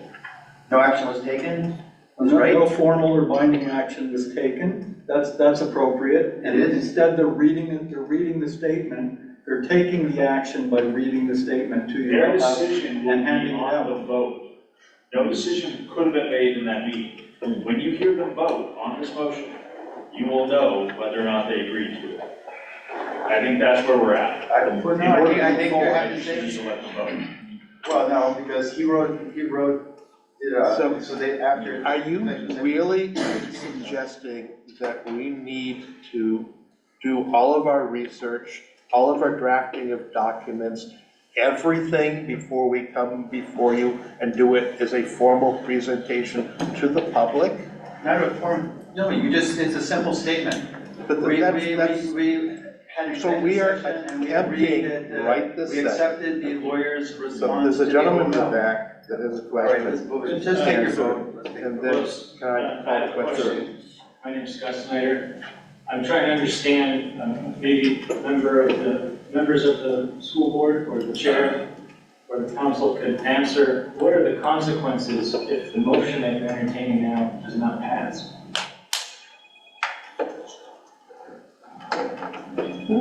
That's a good question. I have no idea. That's a good question. Cross that bridge when we get there. Yeah, I guess. I mean, are there repercussions or is it? Cross that bridge when we get there. Cody has her hand. Heidi?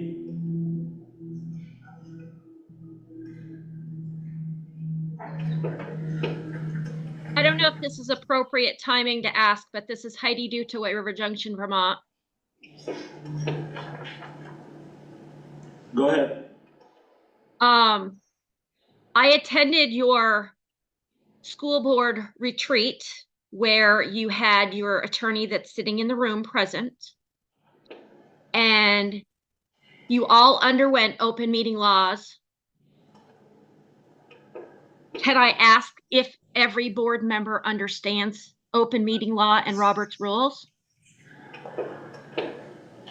at this time?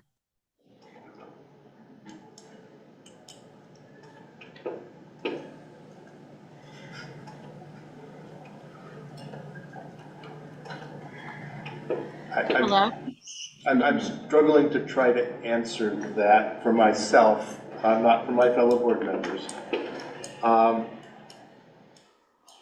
I have been educated on it. I have done my best to absorb what I was told and to understand it.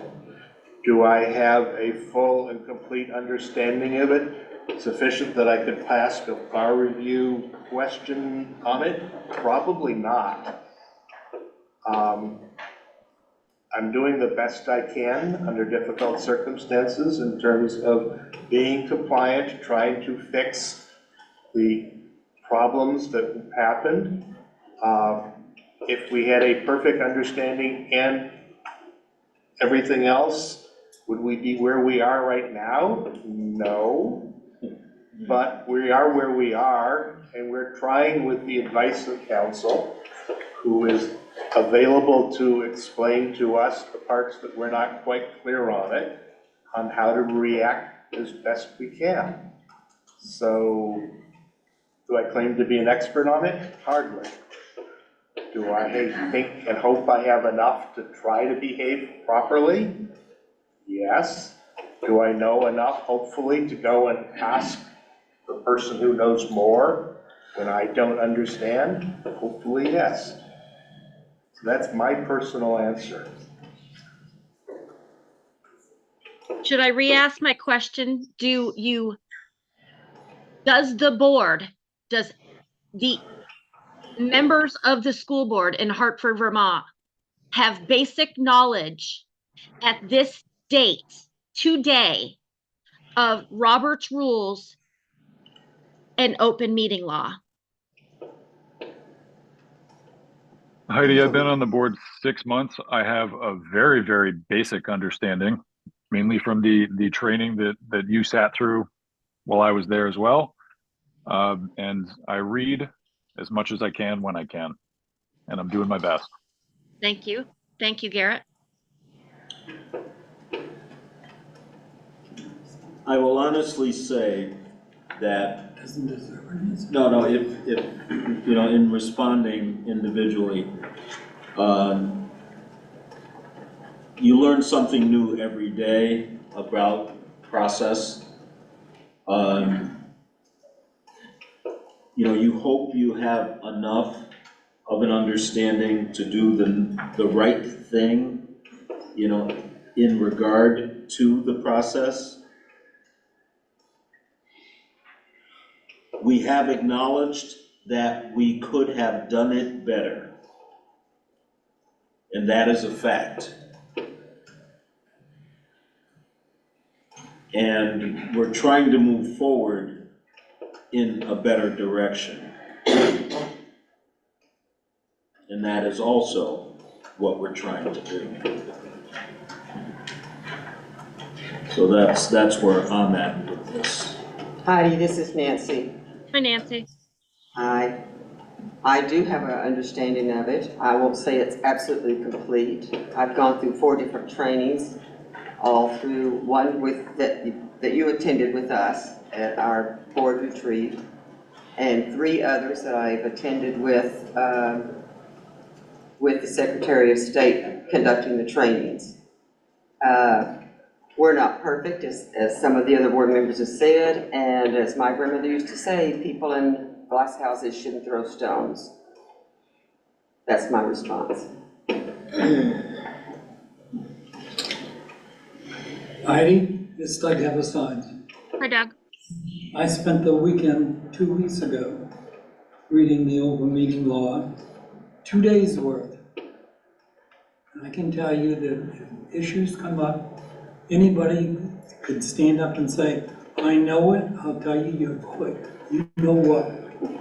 That law is extremely complicated, and unless you're in the instance, know exactly what's wrong, and like Bernie, have your encyclopedia and start doing this until you find the appropriate one.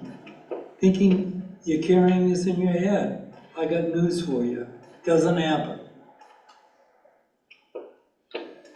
Mr. Chairman, can I just make one point too? Yes, Bernie. Yes, Ms. Dudo, it's Bernie Lambeck, counsel to the board. Just a point of clarification, the training that I was handling with the board recently was on the amendments, the very recent amendments to the open meeting law. Section 313, which deals with executive sessions, was not amended. So we didn't discuss that at the training. So there just simply wasn't a discussion. And the issues that are raised today about the decisions made at the June meeting were not, were just not on the agenda for that training. I appreciate everyone's feedback. I understand that executive session was not exclusively discussed, but I asked if everyone had basic understandings. Executive session is pretty clear cut that you must make an action or take no action and then actually take a vote outside of executive session. And that's where I was getting at. I'm not going to carry this out any longer because everyone has a life and everyone needs to get moving on. But one last thing I would like to say is thank you, Katie, for stepping up. Thank you. Okay. We called the meeting, is there a question? Okay. Let's find out whether we need to worry about what happens if we don't approve it. There is a motion on the floor.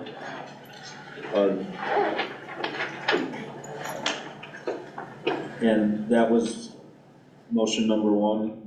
Does the board retroactively authorize its chair to negotiate and enter into an agreement with Mr. DeFalzi regarding the final year of his contract and ratify the action so taken? All in favor? Aye. Aye. Opposed? So moved.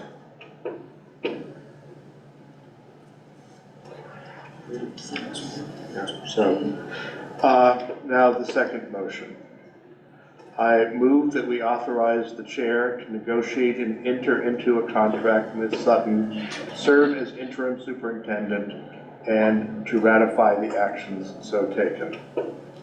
The reasons that we believe that Ms. Sutton is the appropriate person to work as interim superintendent are that she has a significant experience with the district, having served effectively as assistant superintendent for a period of time. She was the sole employee of the district at the time who had a chance of quickly being ratified for having the credentials to serve as a superintendent, which she then did and proved that she was appropriately able to carry out the job, that she has worked on a number of difficult and complex issues on behalf of the district over her tenure here, and that we had a high level of faith in her ability to perform the duties of the position.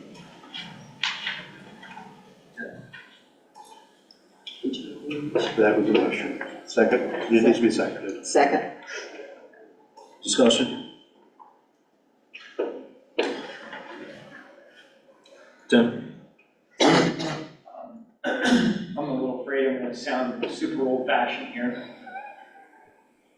And I love this community, I love this school district. Both my kids went through it. I think we have some pretty amazing people in it.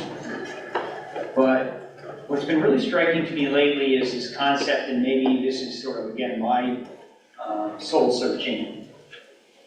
And I appreciate Cody TanCreti's conversation earlier.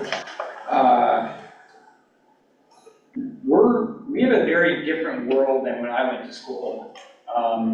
Honestly, when I came into the Hartford district, we kind of ran the district with about 3 people in the higher administrative level. I don't know what our head count is now. You know, obviously we have COVID, we have psychological challenges, we have all kinds of challenges, right, as a community. But I just sort of am struck by, you know, the concept of like running school districts, and what we do and what we try and do and what it costs. I mean, I am really struck by the number of positions we now have at multiple levels to try and run this district. And this is no reflection on you, Ms. Sutton. I'm delighted you're here. It's very hard to attract and keep quality leadership in any profession now. But it's just sort of one of these things that I'm trying to sort through as a citizen and part of this community of like, I think we just have to articulate how complex and difficult this business has become. You know, we're not doing reading, writing, arithmetic, and you go home and your parents are both home and they're strict. And honestly, when I was a kid, I was way more afraid of what my dad would do to me versus a principal. It's a different world, right? We can acknowledge that. But I just think that as a district, I just think we need to reflect on the stresses of the individuals in our community, and the cost of delivering education today, and maybe put a little more kind of discipline to that exercise. And that's kind of the thing that I've been wrestling with lately, like, how are we gonna, you know, do what we want to do and have good intentions, but also do it in some fiscally sensible manner. So that's all I wanted to touch on that. Thank you. Thank you, sir. Thanks, Tim. Thanks, Tim. Okay. Any other hands on? Thanks.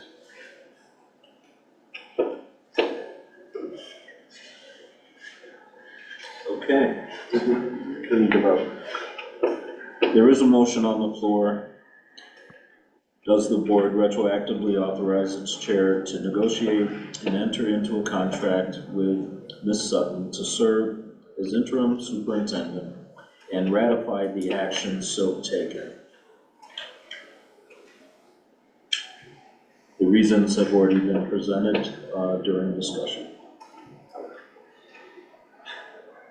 All in favor? Aye. Aye. Opposed? So moved. And before we leave this topic,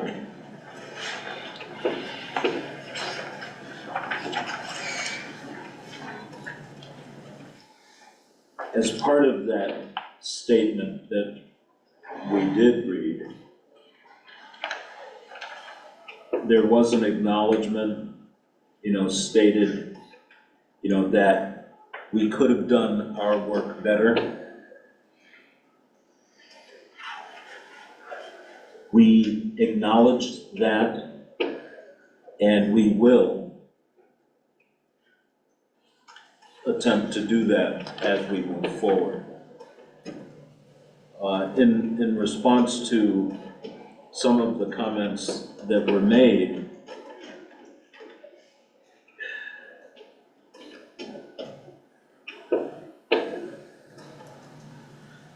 we'll continue to, you know, to strive to get to where we need to be. And I think a lot about the day-to-day accomplishments, and I'm proud of what I see before us and what occurs in our community. You know, when you look at, you know, the positive things that have occurred in our district, and in some ways, very uniquely in our district. We're one of the few districts in the state that are actually growing in population instead of losing population. And part of that growth is the work of the staff collectively that we have in this district. You know, we saw a new principal basically flip the paradigm that we were all used to just several months ago, you know, in that school. You know, we have another principal in the building whose school is going through all of this other transition, you know, with PCBs and what have you.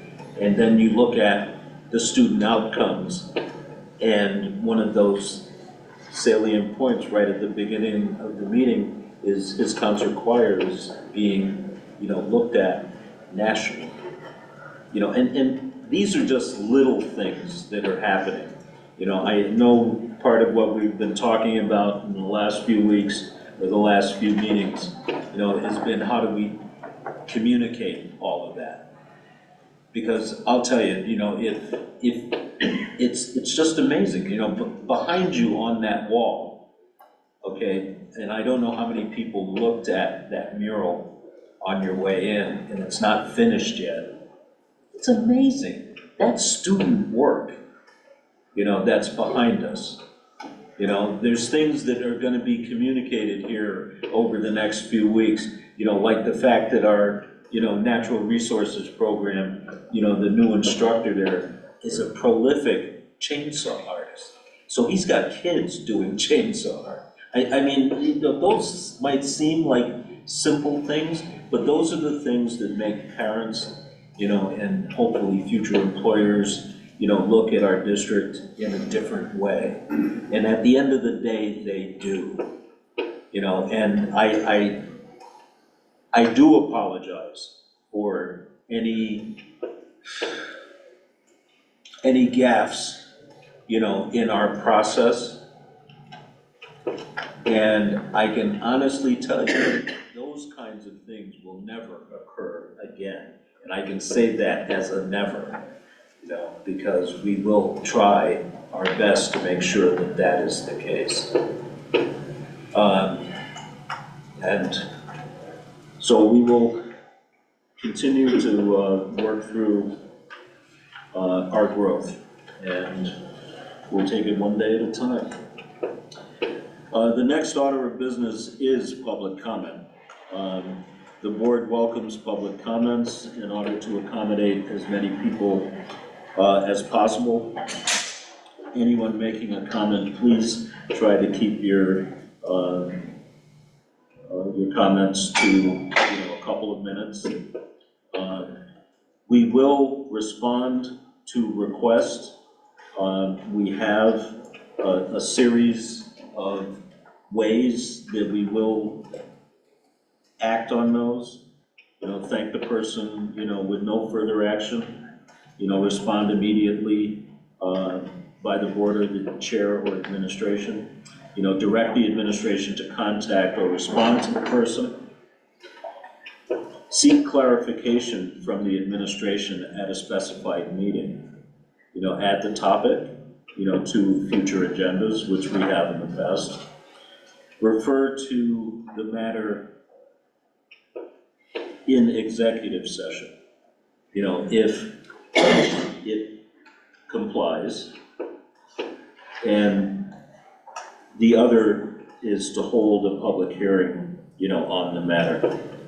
And we've done those in the past, and we will try to continue to use that. So we're going to go into public comment. Heidi has her hand raised. Who's that? Heidi. Heidi? Heidi? Heidi Dutoit, River Junction, Vermont. I was hoping to receive some information as to why our school insurance is not covering all of the losses at Dalton Brook School when we had the mold. I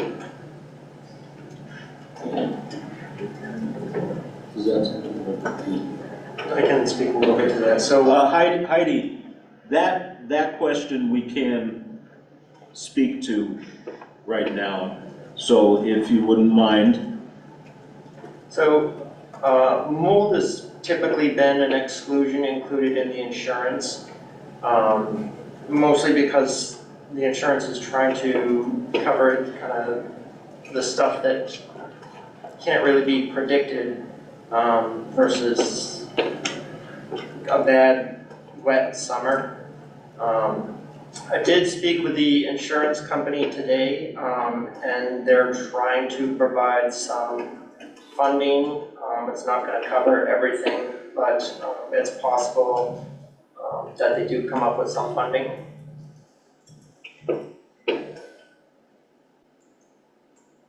So, if I may.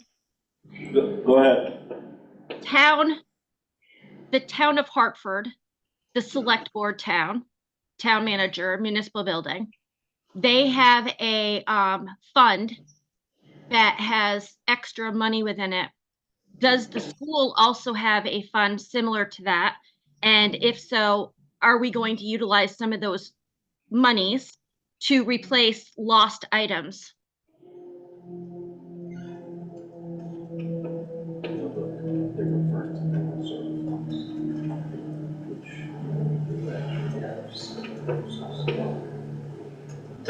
The two reserve funds that have been established were specifically for the roof repair replacements at OQS and DBS.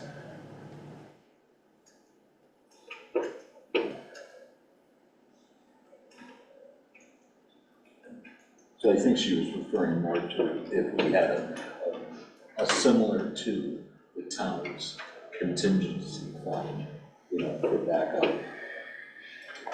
There isn't an active reserve fund, but we're gonna look at using the local funds that we have to manage this situation. So, if I may, who am I speaking to? Well, you're speaking to the board. Go ahead. Okay.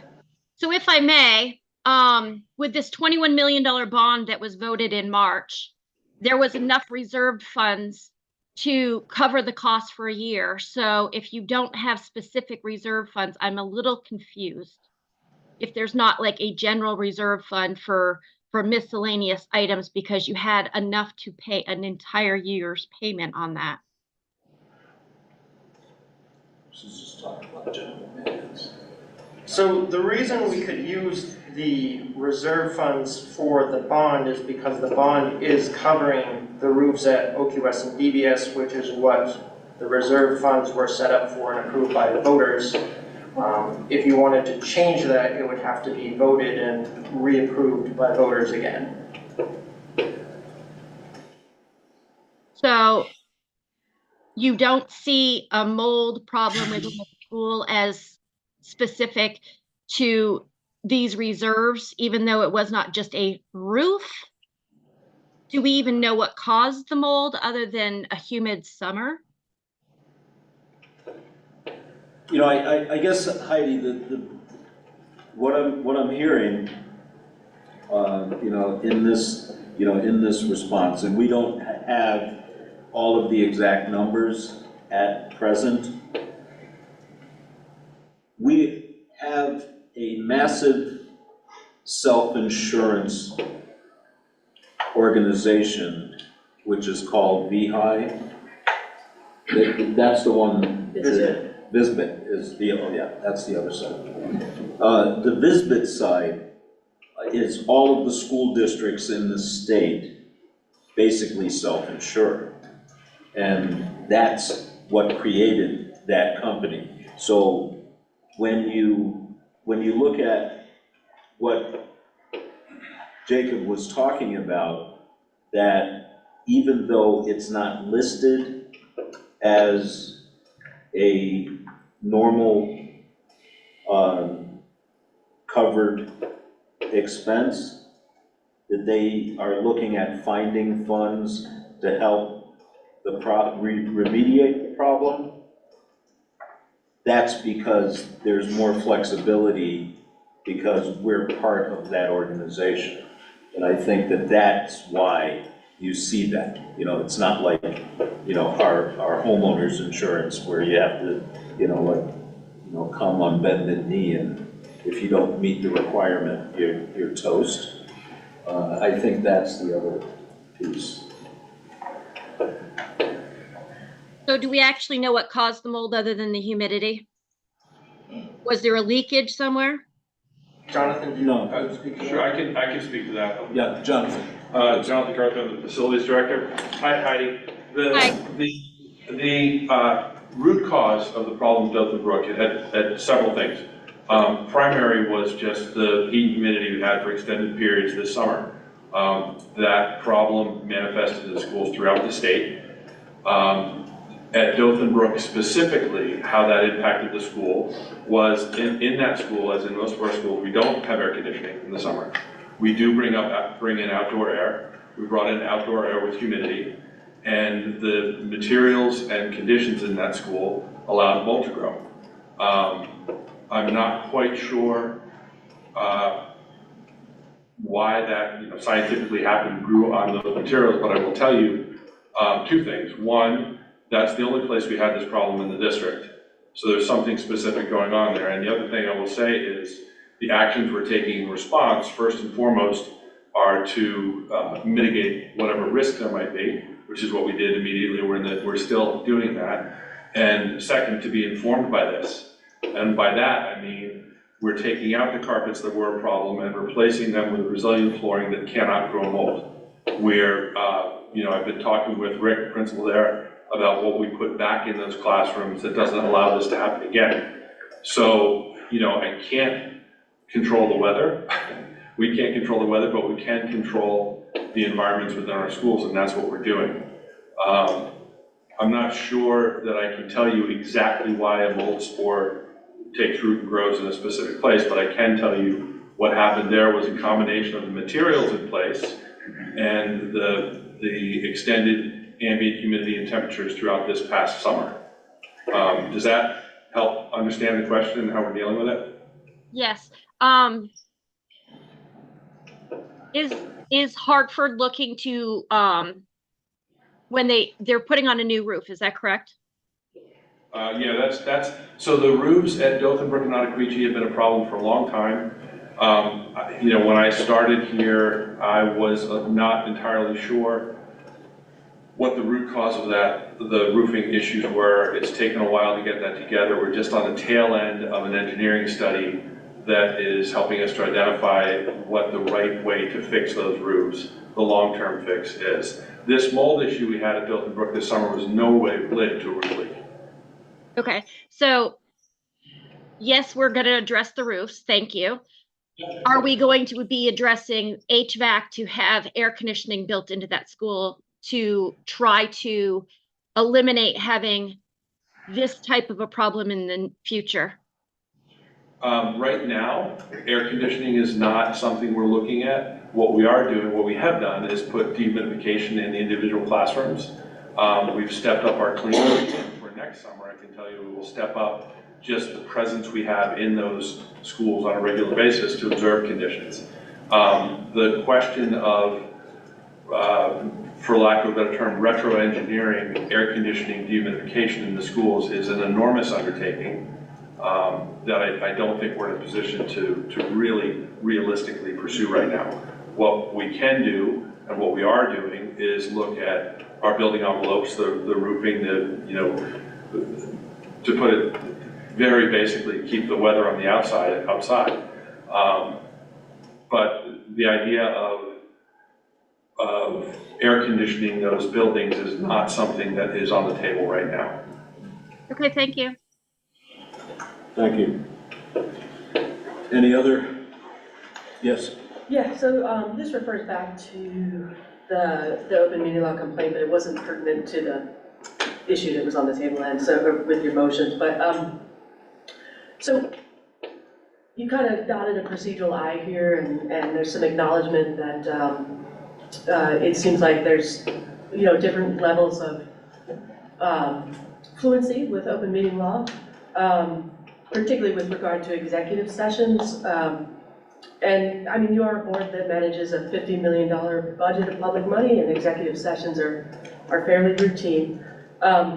So my question is, one of the things that the open meeting law complaint asked for as a potential remedy was for the board to undergo training on open meeting law.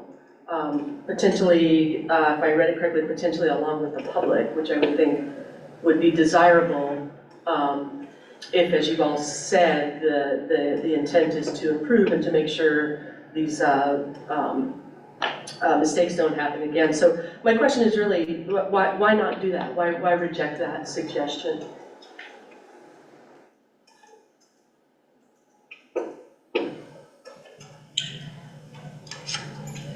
We are embarking on our own work, and that work, you know, is trying to keep up to date, you know, on changes, trying to ensure that the areas that, you know, can be potentially problematic, you know, are addressed, you know, actively, and it's an ongoing, you know, piece, you know, for us. You know, there's not a time that we don't go to a conference or a meeting that open meeting law isn't discussed. And every time that we do, we learn something new. Procedurally, as far as executive sessions go, you know, for our district, there are a number of varied reasons that we go into, and a number of times, you know, that, you know, have been, you know, like noted during the course of the year, some of those were either negotiation related, and there would not have been action taken, you know, coming out of those. Student-related, you know, issues that also would not be done in open session. And you'd have to look back, you know, through the record at the number of them over the course of the year. You know, and that's not to say that, you know, and I'm not gonna keep beating that, you know, that drum, that we can do better on the sessions that are notable. And, you know, we've gotten some materials, you know, from the Vermont School Boards Association, you know, that, you know, we have, you know, and will be using openly on a regular basis, which will assist us, you know, like with that, you know, and there's one that we're using now, which is executive session. You know, it's a handout that was produced, you know, by the association that takes those primary sections, you know, under executive session that school boards use on a regular basis and gives us the navigation. So, but anyways, as far as taking it's not to say that at some point, if we could find, you know, the right facilitator, you know, we might consider, you know, that. But having gone to, like Nancy, you know, a number of different trainers, it's something the board would have to talk about. So that's where we're at. Okay. I do have one follow-up question. So the open meeting law complaint asks for some clarity around some contradictory statements that the board made. And again, you know, you and I have both witnessed a public that seems to be sort of crying out for transparency, for indications of movement towards transparency, respect, concern for transparency. And again, that seems like some kind of low-hanging fruit, like why not address those? I mean, the board did make, those are not asking about the reasons for your decision, it's asking about the public statements that the board has made that have been contradictory. For example, the meeting minutes on June 12th, they don't say that you went into the meeting for negotiating a contract. And in a June 19th phone call, you told me that all that happened at that meeting was the routine annual evaluation of a superintendent. There was no indication that anyone else was even there. So, you know, why not? I think that there is a bigger problem here than you just didn't dot an I. There's a problem of a lack of understanding of what's required when you go into and come out of executive session as far as your duty to transparency to the public. And your public is desperately asking for more consistent attention to transparency. So I find it a little, it's baffling that you wouldn't take an easy opportunity to just do some training. And if you did it with the public, you'd all have a collective understanding of how things work, which would kind of seem to cut down on these agonizingly long meetings. I think a good opportunity because we, as a school board, try to have at least an annual meeting with the select board so that we can be working towards the good of the entire public for both boards. I think that maybe this is a chance for us to go to the town manager and say, we've had a request, could we have a big training? Could we hold it somewhere that would be big enough for the number of people that might respond to it? And with the board's permission, I would love to go and talk to the town manager about it and see what we can do. Again, I can't speak for the board. I can't go to the town manager without the entire board saying, yes, I would like for you to do that. It's just quite so it would be a very large undertaking, but nothing's impossible on it. And yeah, I think that they would be willing to be part of that. And it came across, you know, again, to a public that seems to, in my limited experience, be and I think it would make it to reject those potential remedies. It would be a good thing. It would make it easier for understanding for some of the public too, that have some misconceptions, maybe on how we should. The cure I asked for was for. I can't hear you, Jeff. The cure that I asked for was that you discuss how to deal with executive session where this mess occurred with the public, so that they're informed, you're informed. I think that should happen, and I'm surprised that you don't want to do that.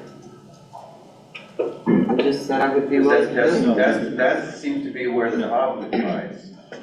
I'm not suggesting that we have a meeting to go over everything we've been going over tonight. I'm saying to have a meeting to be clear. Is that what you're asking? Yeah, I'll just clarify. Okay, please, for example, like I'm watching this right here, right? And so it's a really forceful rejection in an open meeting complaint response to say, you know, we respectfully deny your request that we undertake some open meeting law training. And then Coach said, you know, 20 minutes ago said, we'll do everything we can to make sure this never happens again, but we won't do that. We won't do the one thing that would probably ensure that it never happens again, and would also educate the public and create a lot of goodwill. And then Nancy, I mean, I respect, you know, that you're willing to do that, but your board is saying, and you have said in your official response to the complaint that you won't. And so I think that's a little microcosm of where your public might get a little bit frustrated, and just there's lots of different, it's not just lack of transparency, there's also just a lack of clarity and consistency in communication. Excuse me. Could I respond to one thing? Yeah, I mean, I just want to be clear about something. The response by the board was the board denies the other relief requested by Mr. Arnold in his letter. The board didn't say they don't want to do other training. The specific relief requested by Jeff Arnold is that the board should be compelled to retain VLCT to come and conduct an open meeting law training with a particular focus on executive sessions, and the training should be open to the public, and that each board member should have to sign a document attesting to their participation in the training and their understanding of the limits of executive session. That's the request.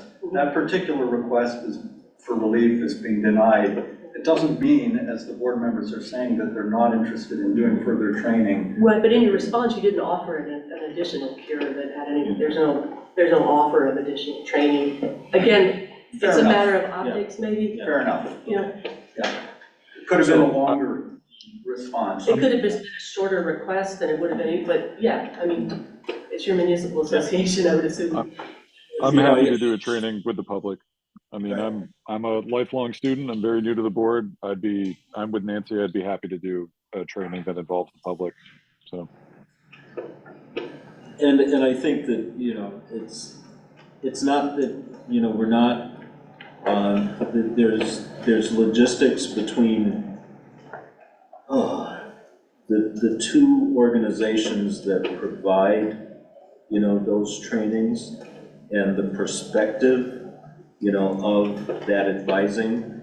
So Vermont League of Cities and Towns looks at it from a town meeting perspective. It's the same exact open Okay. meeting law. No. Verified that with the school board association. But It's the the same nuance, requirement. but the nuance is the difference between what they're responsible for, and they actually designed the training around the work of town boards versus, for example, if you look at the training that is offered by the School Boards Association, it's nuanced to school-related activities within that construct. And that's what I'm getting at, the difference in the construct versus the law itself. Because the way that it's forward-faced is different, okay? And at least the trainings are, and they have been, as I've gone through them. And that's why I was hedging on, you know, like who would train. You know, my personal preference would be, agnostic on who trains, you know, yeah. but anyways, my particular perspective on if we were to do a mutual one, we would go probably directly to the Secretary of State's office and ask her, you know, to generate that training for us, which she would do. And, you know, because then it's a neutral training, you know, just about open meeting law and not the nuance that you use as a school board versus the nuance you use as a select board. So why don't you just use the school board association and have it on executive session and sign off that you understand it, and then you know, my request would be cured. I don't understand why your lawyer is refusing that. I think you need to sign off that you're not going to do anything wrong. I know we have your word that you're never going to do anything wrong anymore, but it would be nice to have you sign off after a public session. You know, we offered it, we had a training, last year? No, I'm talking about in the future, I'm not talking No, about. I know, but let me finish, Jeff, let me finish. And it was open to the public. Anybody could have come to it. When was this? And last year, Heidi, do you remember the date? Is she still on?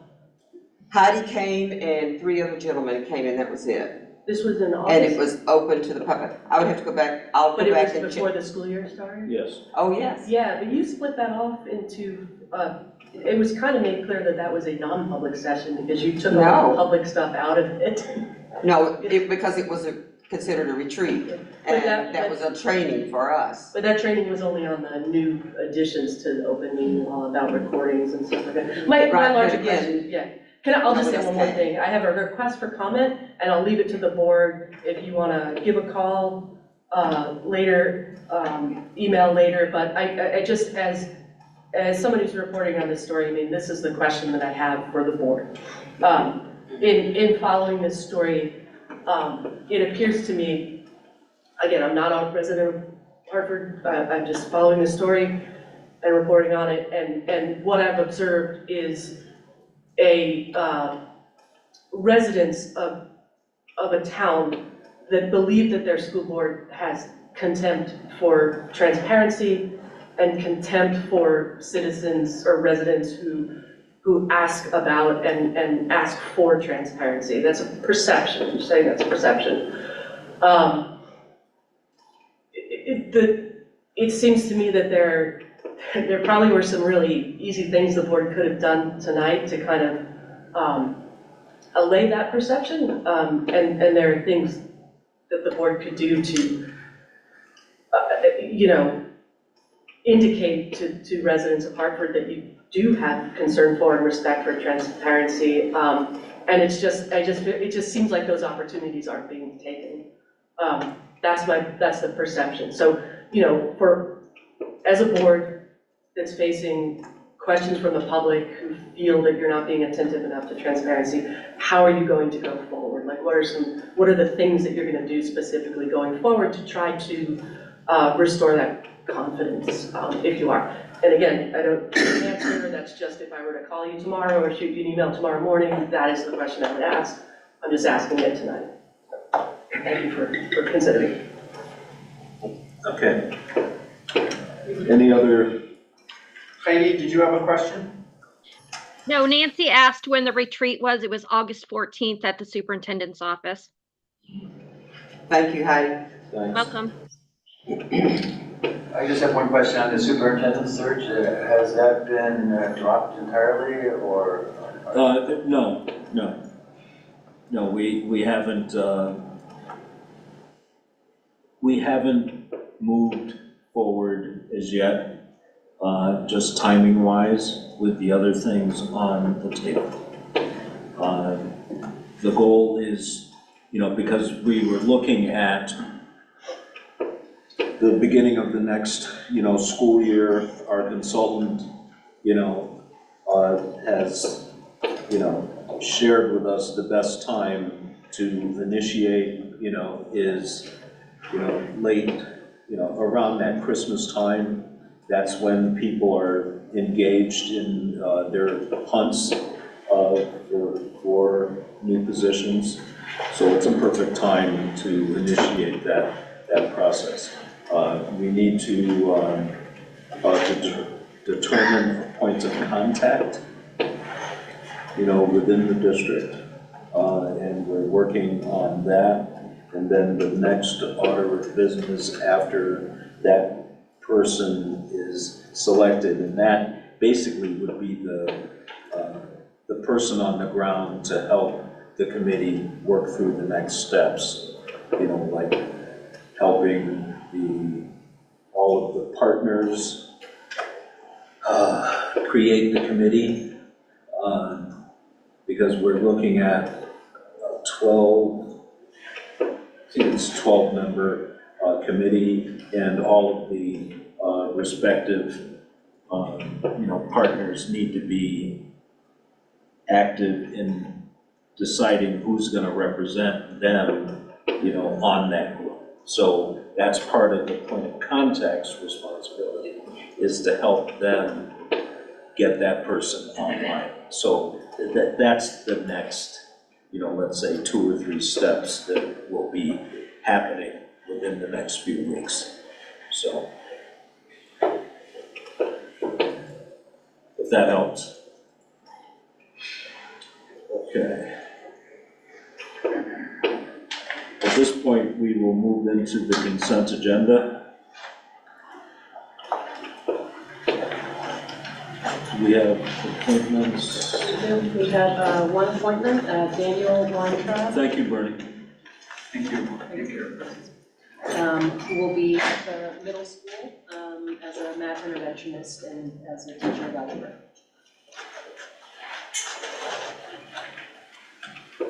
Anything on the minutes? You all right? Anything about the minutes? Anything about the minutes?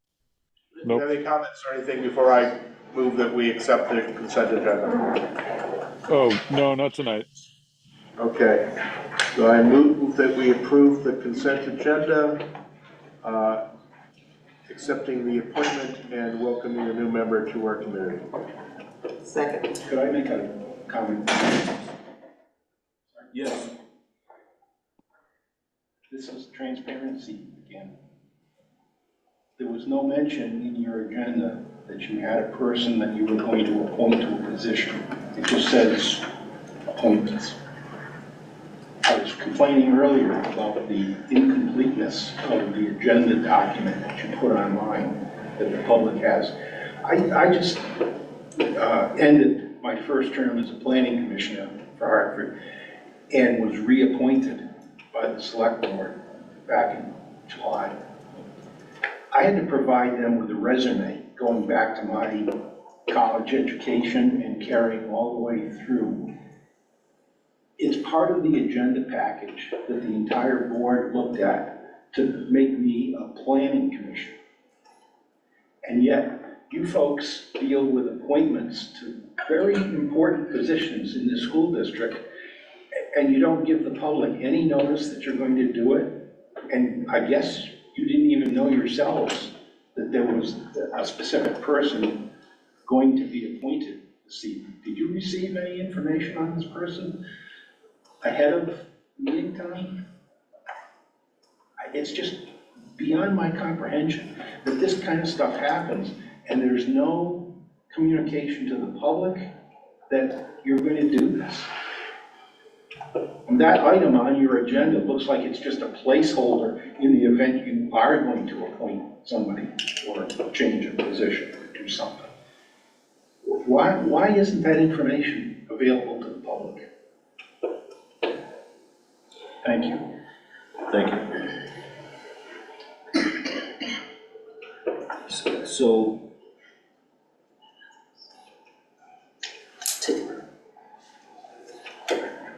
let's complete this and I'll respond to the question.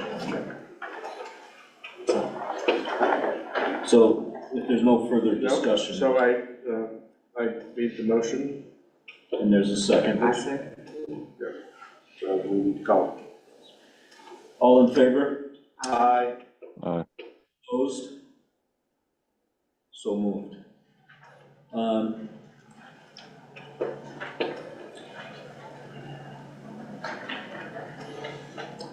Your point is well taken. And I'm not just saying that to make you feel good.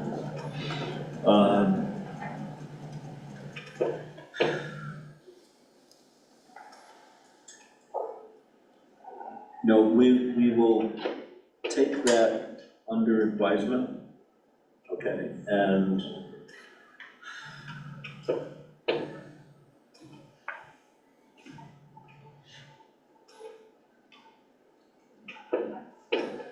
we'll have to, address that, and I'll tell you, if you're sensing any kind of hesitation, it isn't a hesitation of wanting to share, it's volume, okay? And I'm thinking, like, if we were to do this at the beginning of the school year, for example, when we do accept the appointments, we're talking about 238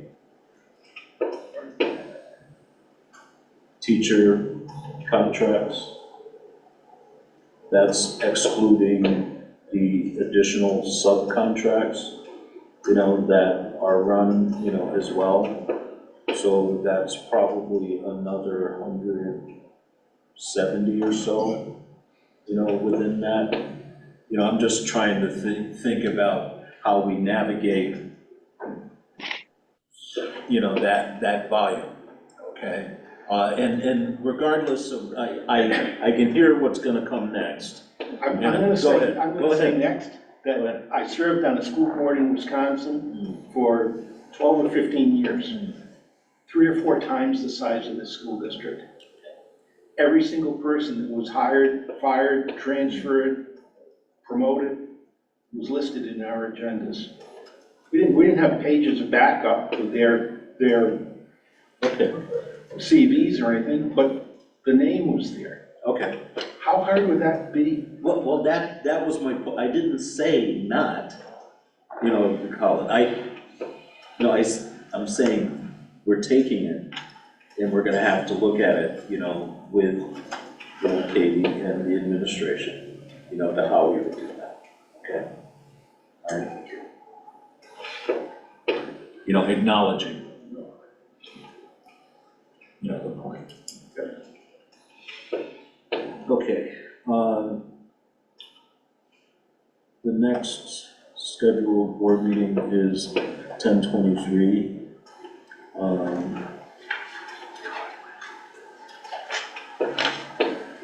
Meeting evaluation. What, Nancy, what's the date of the, is it the Thursday and Friday of that week? The association? For the association conference, yes, it is. So it's Thursday, Thursday and Friday.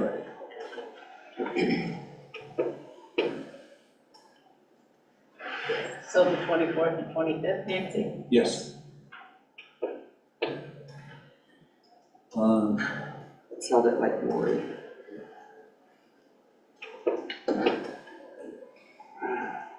So meeting evaluation. Nancy, you want to do it? No. You would not want my comments. Thank you, Dennis. All right. So the board was prepared for the meeting, satisfactory. Board's time was spent on ends, not means.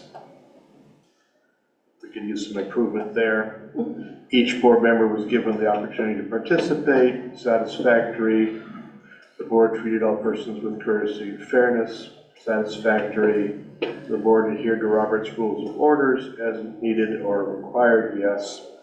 Board adhered to its adopted governance style and that it emphasized outward vision, it encouraged diversity of viewpoints, it exercised strategic leadership, not administrative detail, it maintained distinction between the board and staff roles, it used collective decision-making, it looked to the future.